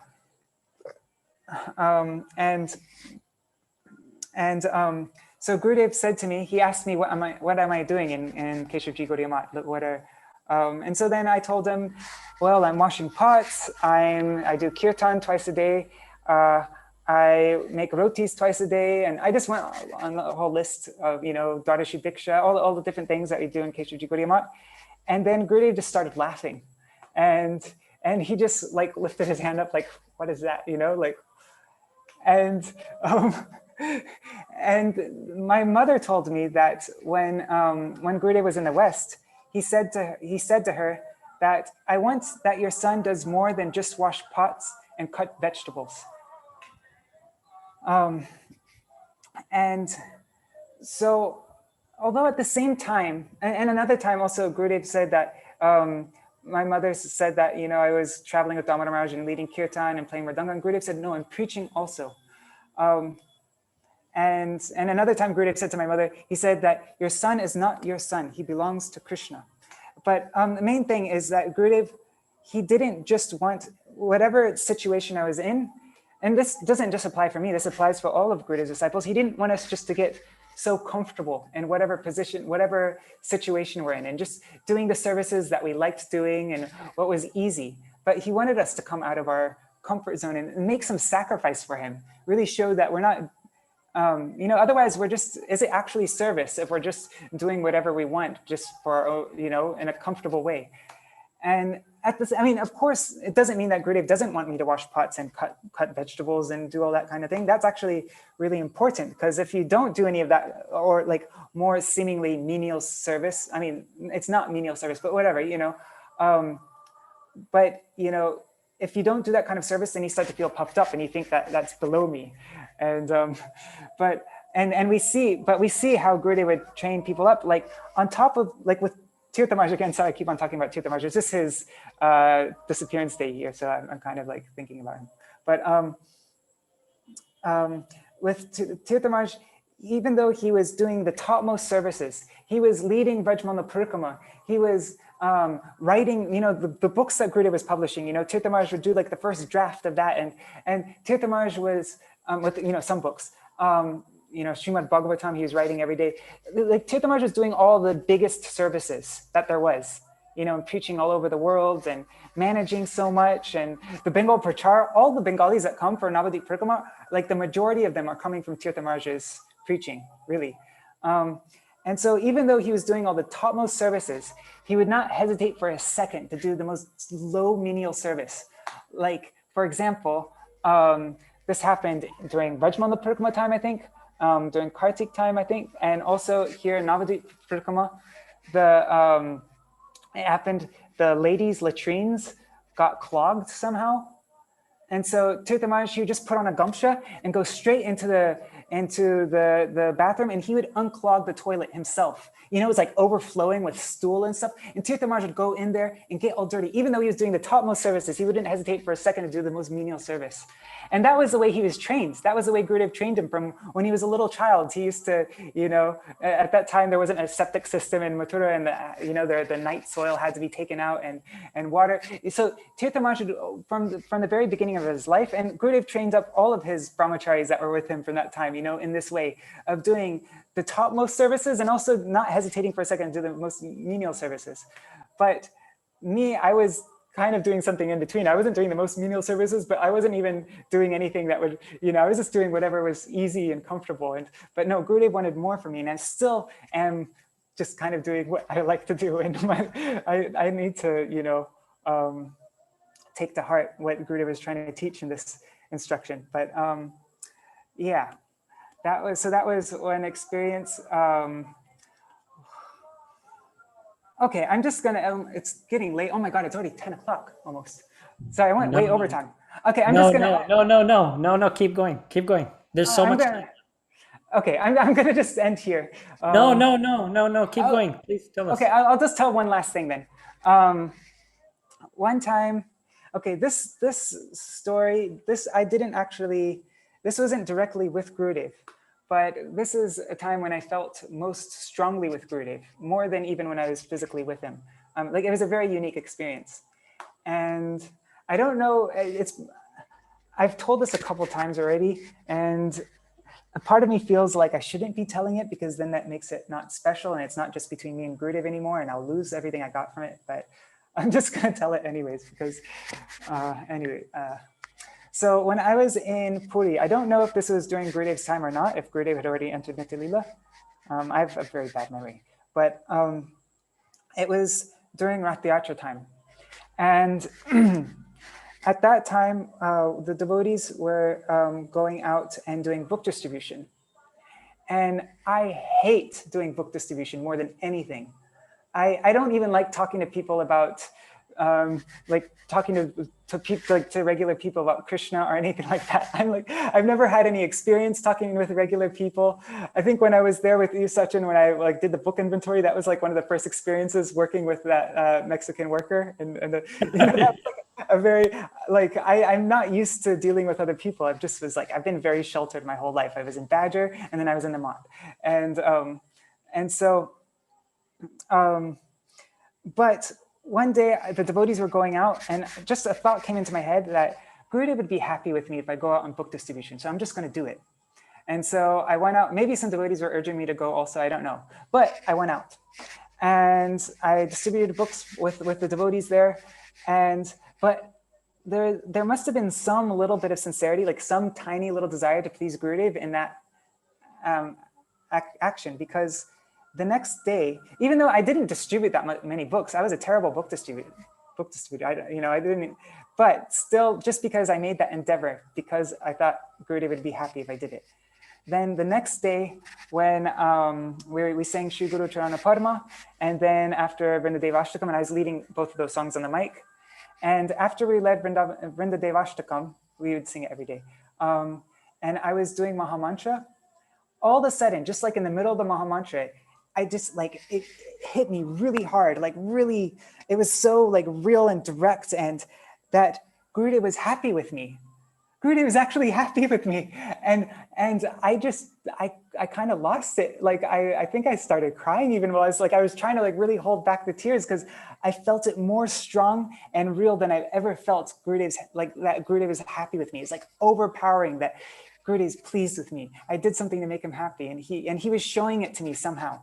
And right after the kirtan, I ran up to the roof and I hid somewhere, and I was just but that experience, because I usually, when I do things, even though it looks like I'm doing it for Gurudev and that I'm doing it because I want to do it. Even my publication service and all the different things I've done in service, it's always been because I want to do it. There isn't, and maybe there's a little desire to do it for Gurudev, but not really. But that was one time when I felt some kind of sincerity, oh, I want to make Gurudev happy by this. And so Gurudev rewarded me with that. He showed me that if I do things for him, for his pleasure, for his happiness, then this is what I'll be experiencing all the time. He'll be showering me with this, this feeling of him being happy with me, and that I'm his, and this, I can't explain it, but it was, I've only felt it that one time. I've never again had that experience, what I felt then. And, but through that, yeah, Gurudev was teaching me that it doesn't actually matter, even if I'm not directly with him, I could be with him more than even if I had his direct physical association. Like Sundar Gopal writes that, you know, Srila Gurudev, he's not bound by the times, sorry, but Gurudev is not bound by the laws of time and space. So even though he might not feel time, he's not under the control of time, he's not under the control of fate. He can be with us more than ever, more than we've ever been with him directly, right now. It's available. If we just want to try to do with some sincere mood, we try to please him. And he's always telling us through all of his Harikatha and all of his books, he's always telling us how we can please him. All of his instructions, he's telling us, this is what you can do to make me happy. And like we should, every time we read a book or we hear Gurudev's class, we should think he's speaking directly to me and he's giving direct instructions to me, telling me what he wants me to do for him to make him happy. And something that's been very inspiring for me is that there's so many devotees who's never even had the fortune of having Gurudev's darshan. But some of these devotees who never had Gurudev's darshan, they are completely crazy over Gurudev. Like they're completely absorbed in listening to Gurudev's Harikatha day and night, you know, helping with the audio seva and serving him in so many ways with more enthusiasm than so many of Gurudev's own disciples. And where is that coming from? It must be that Gurudev's giving them something really special. He's nourishing them in a very real and direct way that I'm not getting, but they are. But if they are getting it, people who haven't even had darshan of Gurudev are getting this like very special mercy of Gurudev and this very special connection with him, then that means I can get that too. Like right now I can get that. It's available to me. I don't know why I'm not like endeavoring for it, why I'm just like sitting here on my lazy butt, but like why am I not really, but still it gives me hope that it is available. And I need to be with these devotees more. Yeah, so yeah, that's just been a very inspiring thing for me, seeing how much devotees are being nourished by Srila Gurudev who haven't even ever had his association. And I think they even have more of a connection with Gurudev than I do. And so... Prabhuji, can you share a little bit about your GVP experience, because you're a, you know, editor, reviser? And well, you know, I didn't actually, well, I did start with GVP Seva during Gurudev's time, but not so directly like under Gurudev. Like I was working on the songbook. I think I started it in either 2008 or 2009. Me and Braj Mohan, you know, French Braj Mohan, we were working on that together. And then it just started. And then after Gurudev's disappearance, I was still working on that book for a couple of years. And then it started getting more projects and more projects. And I slowly started getting more involved with GVP Seva. But with an awesome team of devotees, really amazing team. It's been such a blessing that I've had the opportunity to serve in this way, but with such amazing devotees. But yeah, I don't really have any interactions with Srila Gurudev with GVP. Yeah, so I don't have so much to say on that, but I wanted to, I mean, I don't have a segue into this, but I just wanted to end with a few quotes of Gurudev, and let's see if I can find them. Oh my God. Okay, there. So my one prayer in this glorification are these memories with Gurudev,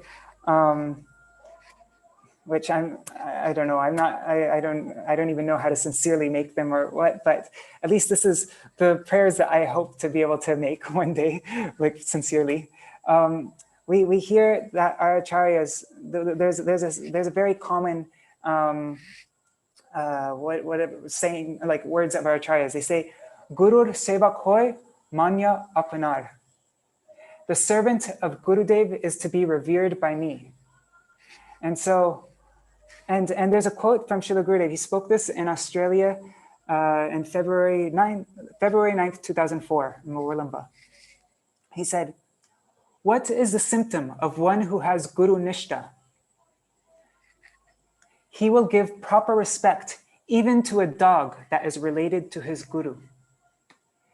If he does not give proper respect to everyone related to his Guru, whether they are initiated or not, if he has no regard and honor for them, then his honor for his guru is actually a show.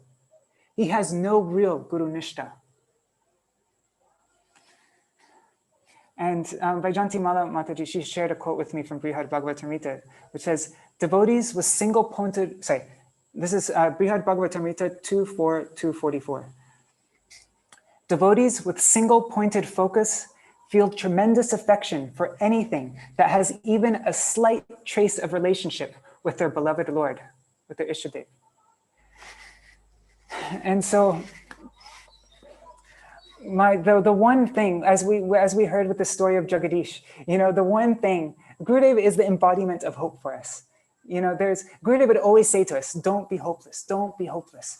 Because he was the embodiment of hope for us, because he was there to bring us back to Radha and Krishna. Like he was taking responsibility for us if we could just hold on to his hands, But the only way that I could really feel without any hope is if I am disrespecting my Gurudev's family members. And Gurudev said here, even if that person hasn't been initiated by your Gurudev, but they have some connection with your Gurudev, they have some regard, some honor for your Gurudev.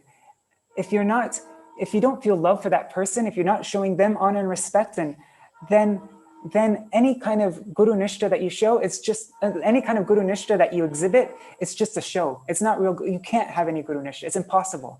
That is a symptom of somebody who has Guru Nishta, is that they'll have love for anything related to Gurudev. And so that's how we're connected to each other. We're not, that was also a teaching that I got through that experience during Brajmala Purukama, was that our relationships with each other, the one Gurudev told me, like when I felt rejected by Gurudev, what I got from that also was that Gurudev, that our relationship with each other, we don't love each other directly.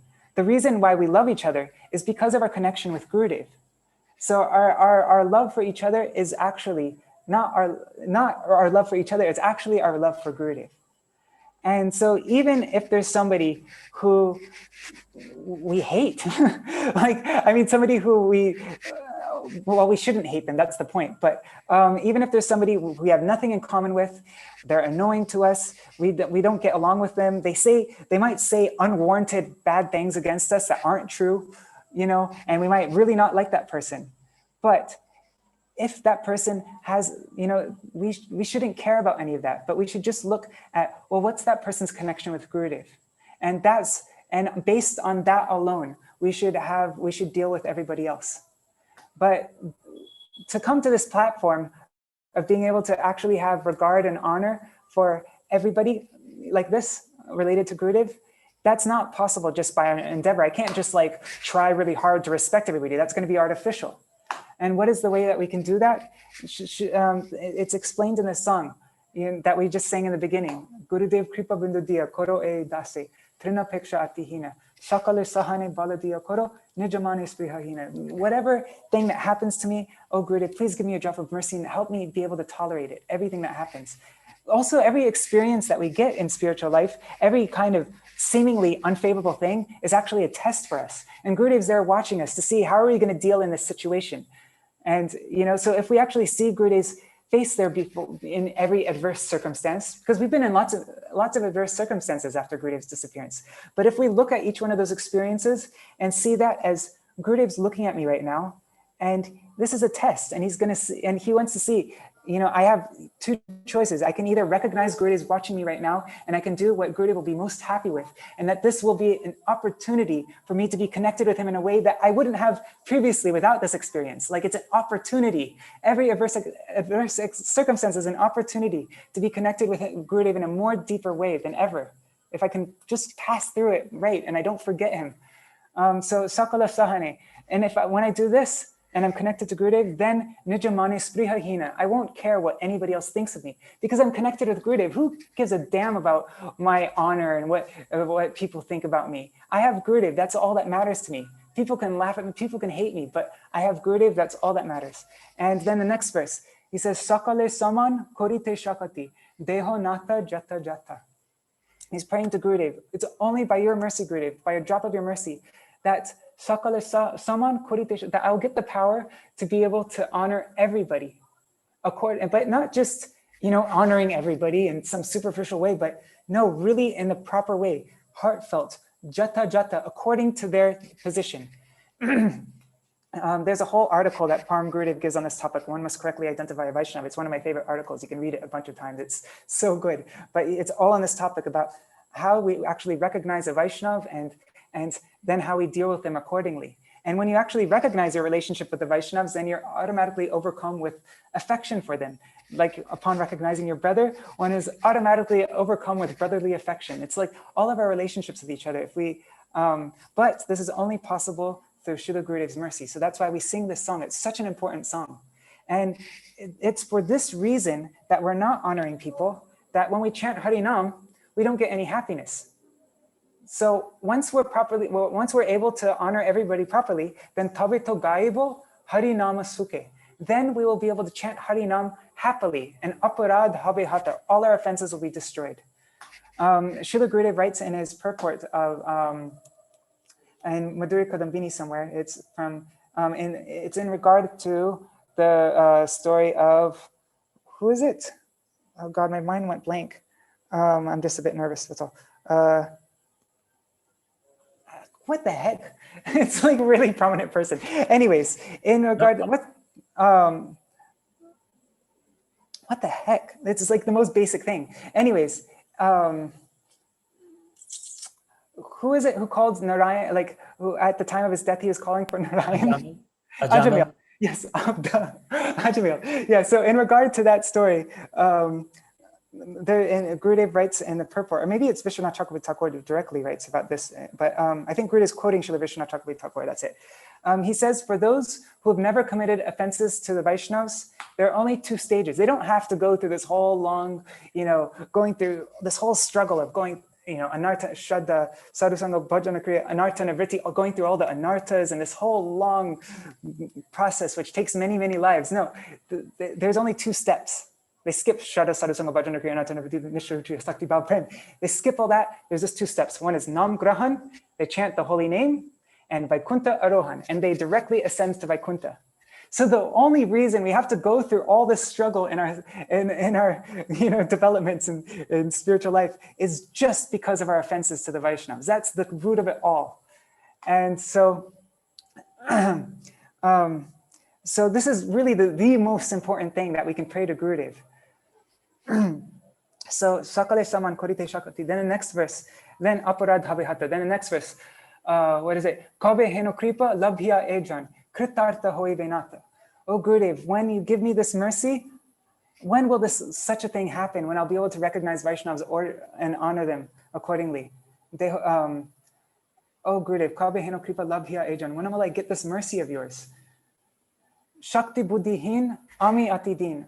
Oh Gurudev, on my own strength, I can't honor Vaishnavas. I can't recognize who they are. I have no strength, no power. I don't know anything. I think I know everything, but I don't. Koro more atmasata.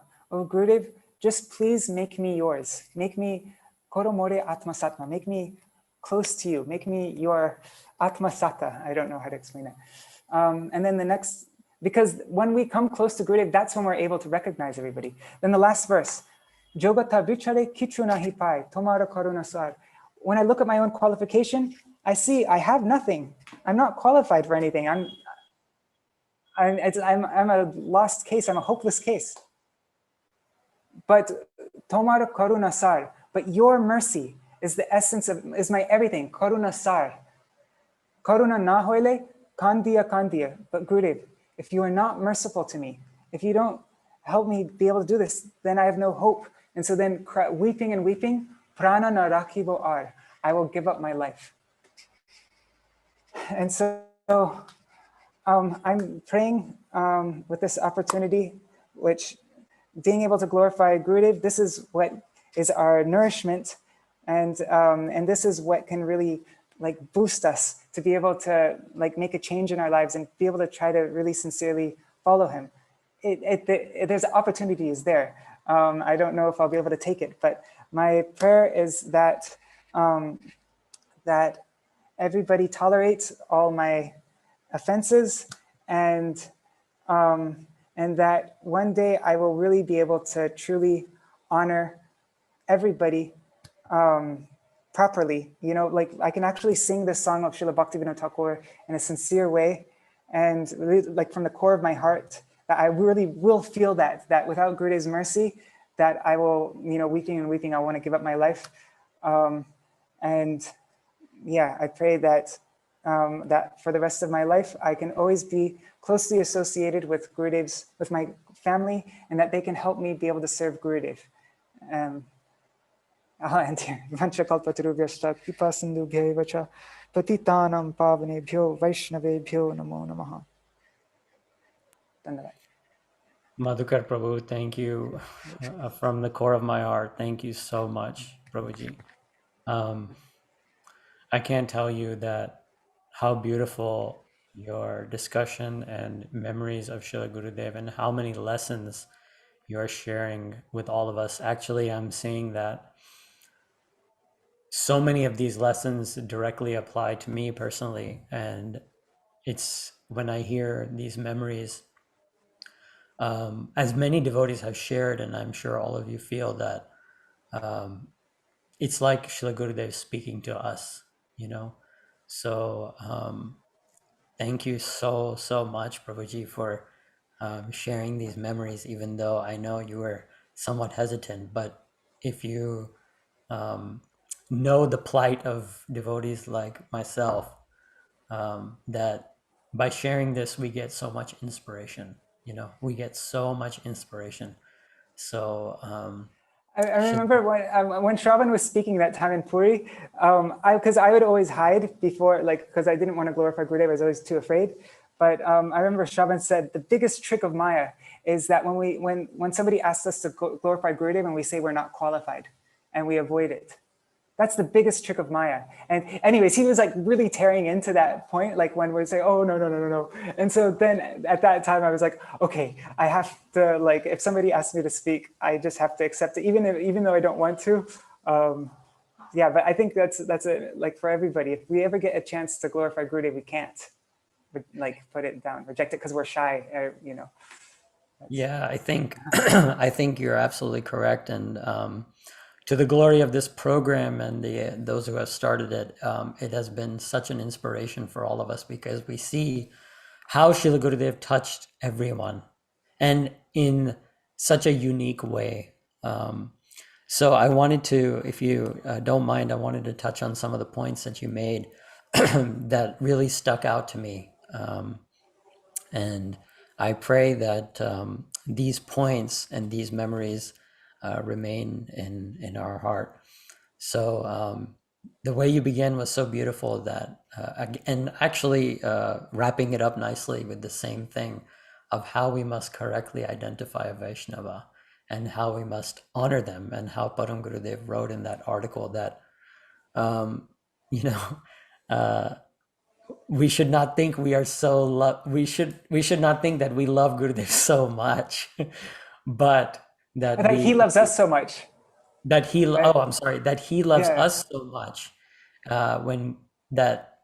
When we identify him and maintain that, then we can really understand what he has come to give, and we can honor and respect you know, appropriately. And of course, you said that Vaishnava means Gurudev, but at the end, you know, you made a very amazing point that this applies to all of Vaishnavas and all of particularly Gurudev's family, that even if you know, even if they're not initiated, even if they are just have some regard for Srila Gurudev, that we should have some affection for them, not some, like lots of affection for them. So that was such a beautiful way to begin. And of course, then you went and how your sister took Harinam from Srila Gurudev and traveled for so many years with him. I was really surprised to hear that. And then your experience of meeting Srila Gurudev for the first time, and how Srila Gurudev came to the West in Badger amongst so many Prabhupada disciples who, you know, had become dry, as it's written, had become dry and had become, you know, just not having taste. but how Srila Gurudev came. And when he came, it was so funny how he came when the cars would pass by the driveways one by one, and hoping that in which car will Srila Gurudev come. And then when he came, that having the darshan of such a divine personality of Mahabhagavat, how everyone, like yourself included, weeping. And I think so many of the devotees have commented on that and what's amazing is you as a child, not even knowing so much, but having that just emotion pour out when seeing Srila Gurudev, and discussing how that Param Gurudev talks about the Diksha and Shiksha Guru, and that the real Shiksha Guru is one who gives instruction on how to honor one's Diksha Guru. And that's a real Shiksha Guru. And how... Actually, sorry. No, just on that point, something, there was a really big thing I learned. I mean, I experienced something, and I still haven't fully understood it. But, after Gurudev's disappearance time, there are many devotees saying, even very senior disciples of Gurudev, saying not to hear from Srila Bhakti-Vigyan Goswami Maharaj. And because, his Harikatha is different, and, it's not the same. It's not exactly the same like Gurudev, and we want to just be loyal to Gurudev and so, when he'd come to Puri lots of times, initially I didn't even go for a lot of his classes. I mean, I also had other services, but yeah, I did get to have darshan of him. Anyways, it doesn't matter. But then when I actually started going to his classes, even though he wasn't speaking about Gurudev directly, and he wasn't, I felt my connection with Gurudev strengthen. And then I started to understand that it's not even externally, like you can be saying Jai Gurudev, and talking about Gurudev and seemingly serving him, and still not be going closer to Gurudev. But with Srila Bhakti-Vigyan Goswami Maharaj, he pushed me closer towards Gurudev more than anybody else. Like I felt more of a connection with Gurudev through him than I would even through other people. And so it's something that you have to look inside your heart, not externally, like that we're all talking about Gurudev, but actually what's happening to the heart. And so if with any Vaishnav, if you feel that Vaishnav is rekindling your connection and your dedication to Gurudev, then that is Shiksha Guru. Yeah, anyway, sorry. Yes, I think that's a wonderful point. And with Srila Gurudev, even simple-minded, unintelligent devotees like myself, it was even external with him for Srila Prabhupada's disciples, because he glorified Bhaktivedanta Swami Maharaj so clear at how, in that book, Essence of All Advice, he's like reading Srila Prabhupada's books and then saying, this is what he meant to give. Yes. So Srila Gurudev opened that treasure chest, as so many devotees have experienced. So then you continued about how Srila Gurudev transformed Badger into New Braj. And because Braj, Vrindavan Dham is in his heart, therefore he travels, and everywhere the Dham comes with him. So, and how everyone became slowly Srila Gurudev's, disciples, essentially favorable to Srila Gurudev. It's actually pretty fast. It wasn't even that slow. Yeah. And, oh yeah, you said the next year, it was as if like just whoever... 1997, Badger's Gurudev's property. It wasn't like all the other groups. If you weren't with Gurudev, then you were out, you wouldn't feel welcome anymore. Yeah. And I think that just speaks to how he won everyone's heart in so many ways. And then, when I heard that story of how your father, he sold his car, and how the devotees were, not having so much money, but still finding a way to get to Kartik. And I think that is so inspiring, because, even those that can get to Kartik without any financial issues, still, like, we can take so much inspiration that the devotees were ready to give up everything to be with Srila Gurudev during Kartik Parikrama and how much emphasis he gave on that.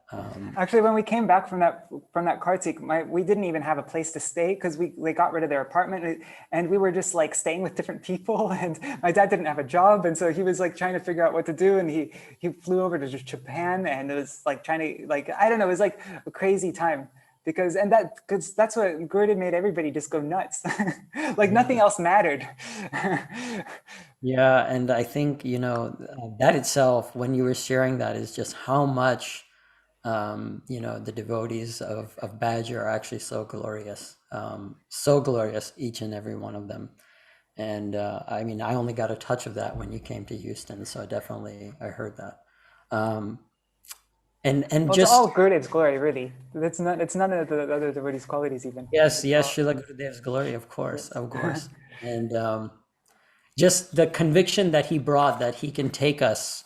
He's the one that can take us, you know, and he's the one that takes responsibility for us. It was so amazing to hear that.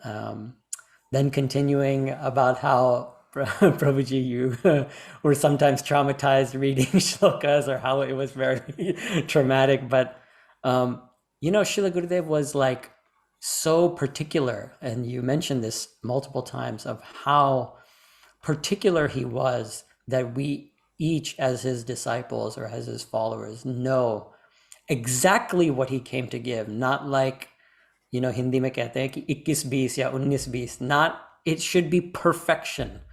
And that even one word here and there, our mind should be very one-pointed and clear to our goal.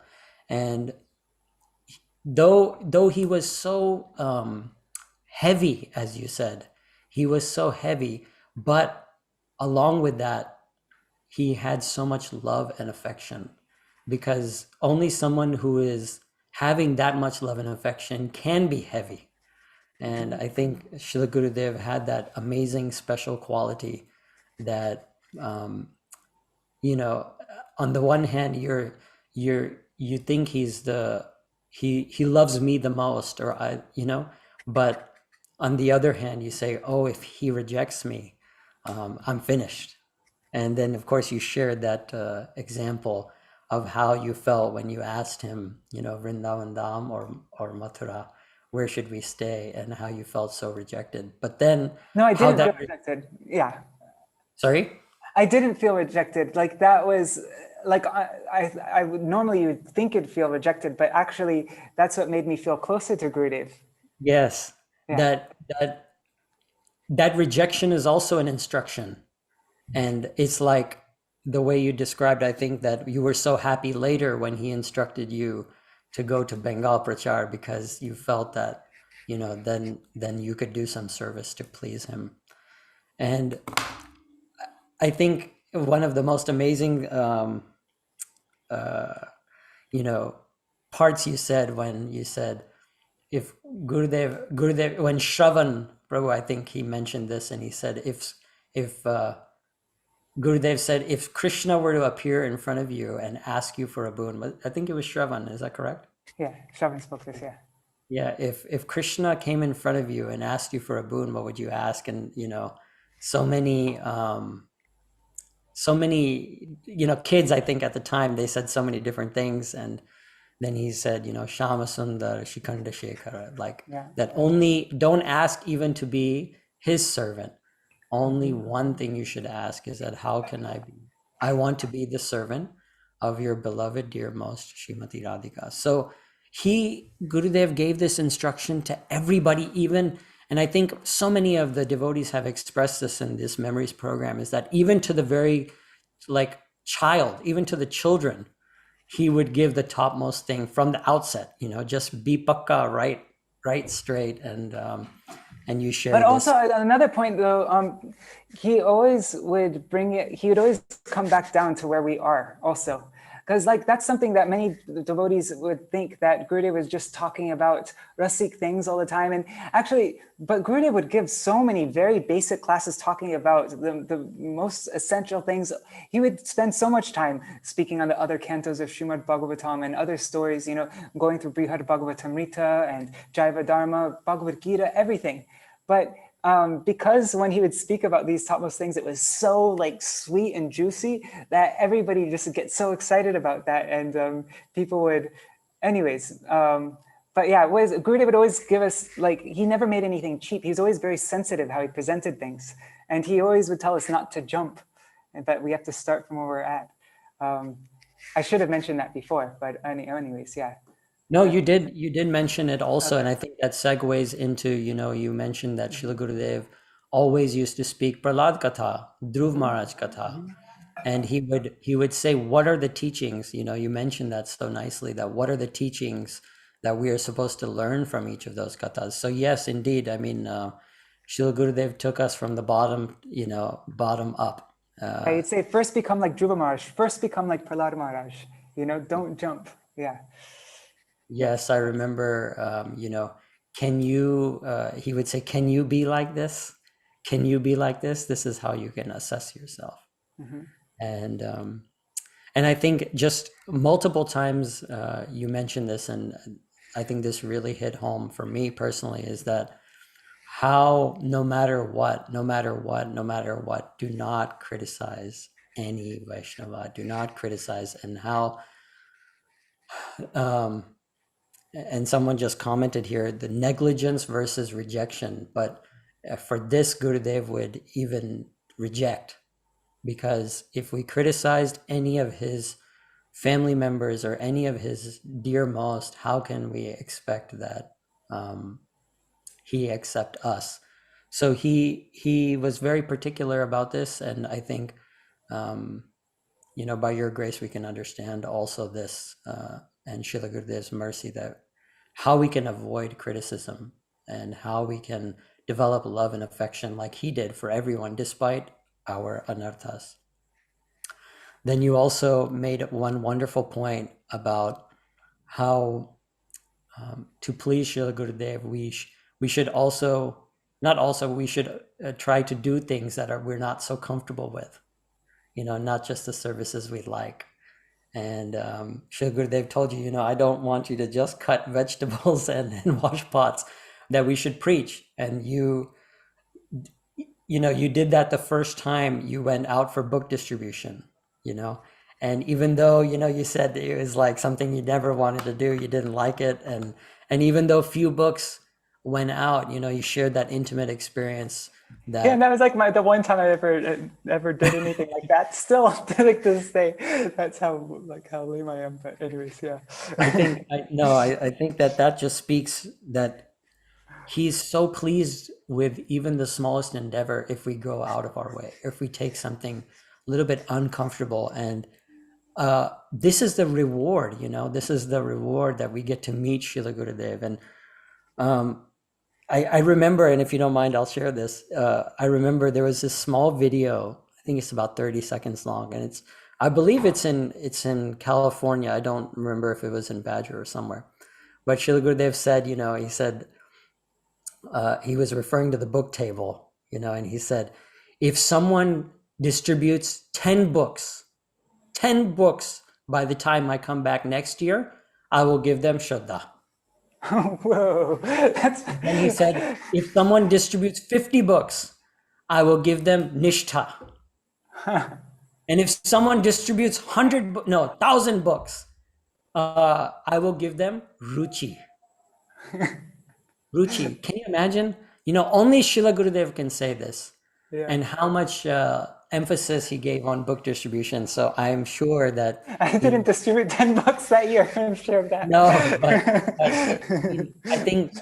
I think that just goes to the point of how just even this seva of book distribution that you did one time, how much reciprocation you received from Srila Gurudev, I think is just really outstanding and astounding, I should say.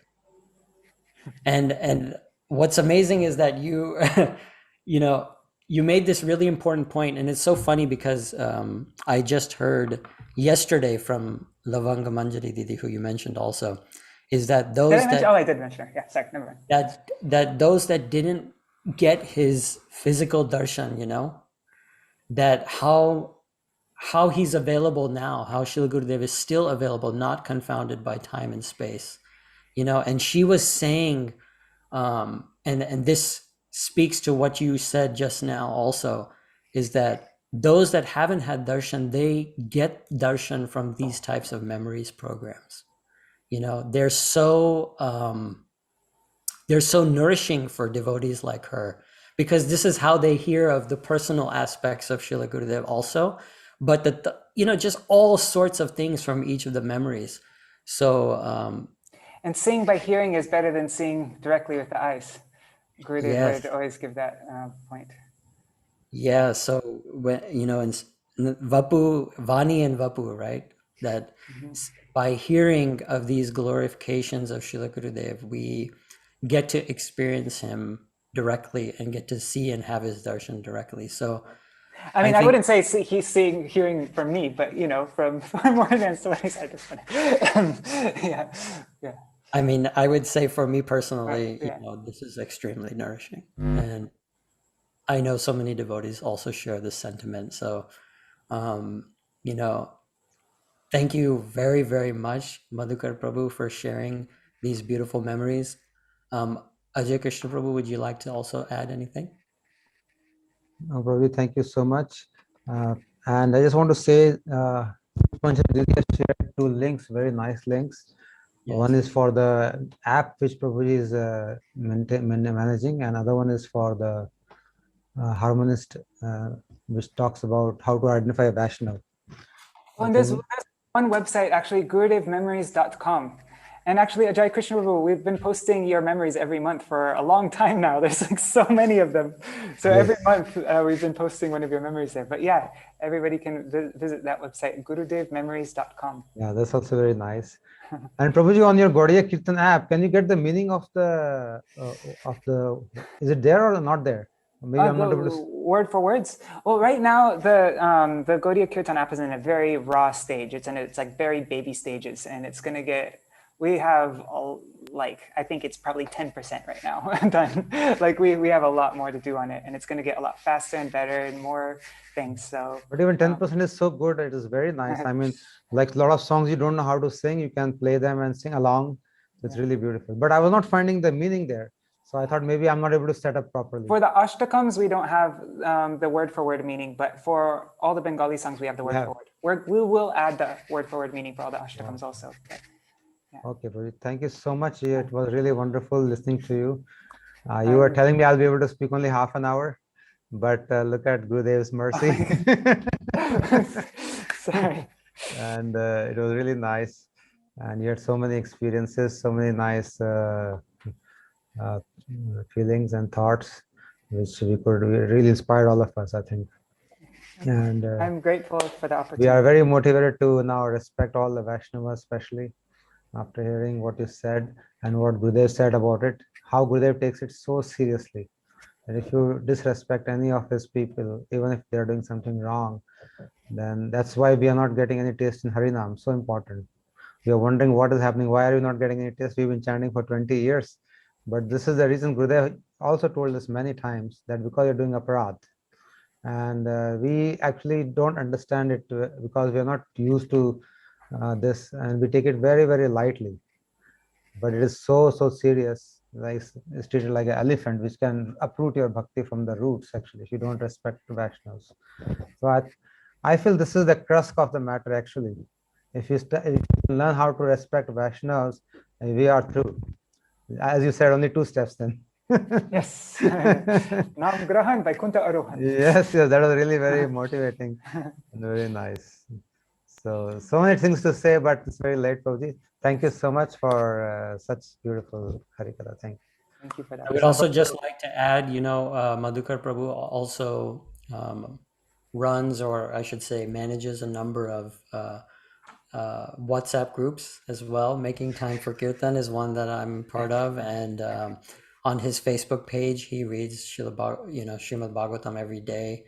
And I'll just add one little thing that I remember particularly. I think this was last year where Madhukar Prabhu was, I think it was singing the Sharanagati Kirtans every single day. And there was one time he was so sick, so sick, but because of his dedication to that, reading every single day, I think he came online like at 1 a.m. India time and read the kirtans, and you could see just how much physically he was unwell, but how much dedication he had. So those of you who want to follow this, you can join the WhatsApp group that he has. It's a really special group where devotees kind of, at least for me, we share like our difficulties in doing kirtan, and then Prabhuji shares so many nice, inspiring quotes from all of our Gaudiya Guru Varga.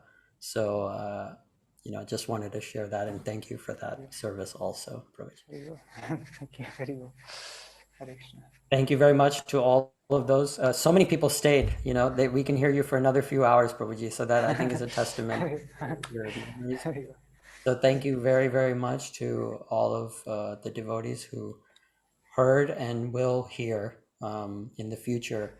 And please accept my Dandavat Pranams. Prabhuji, we thank you so much again for taking the time out to share your memories. Hare Krishna.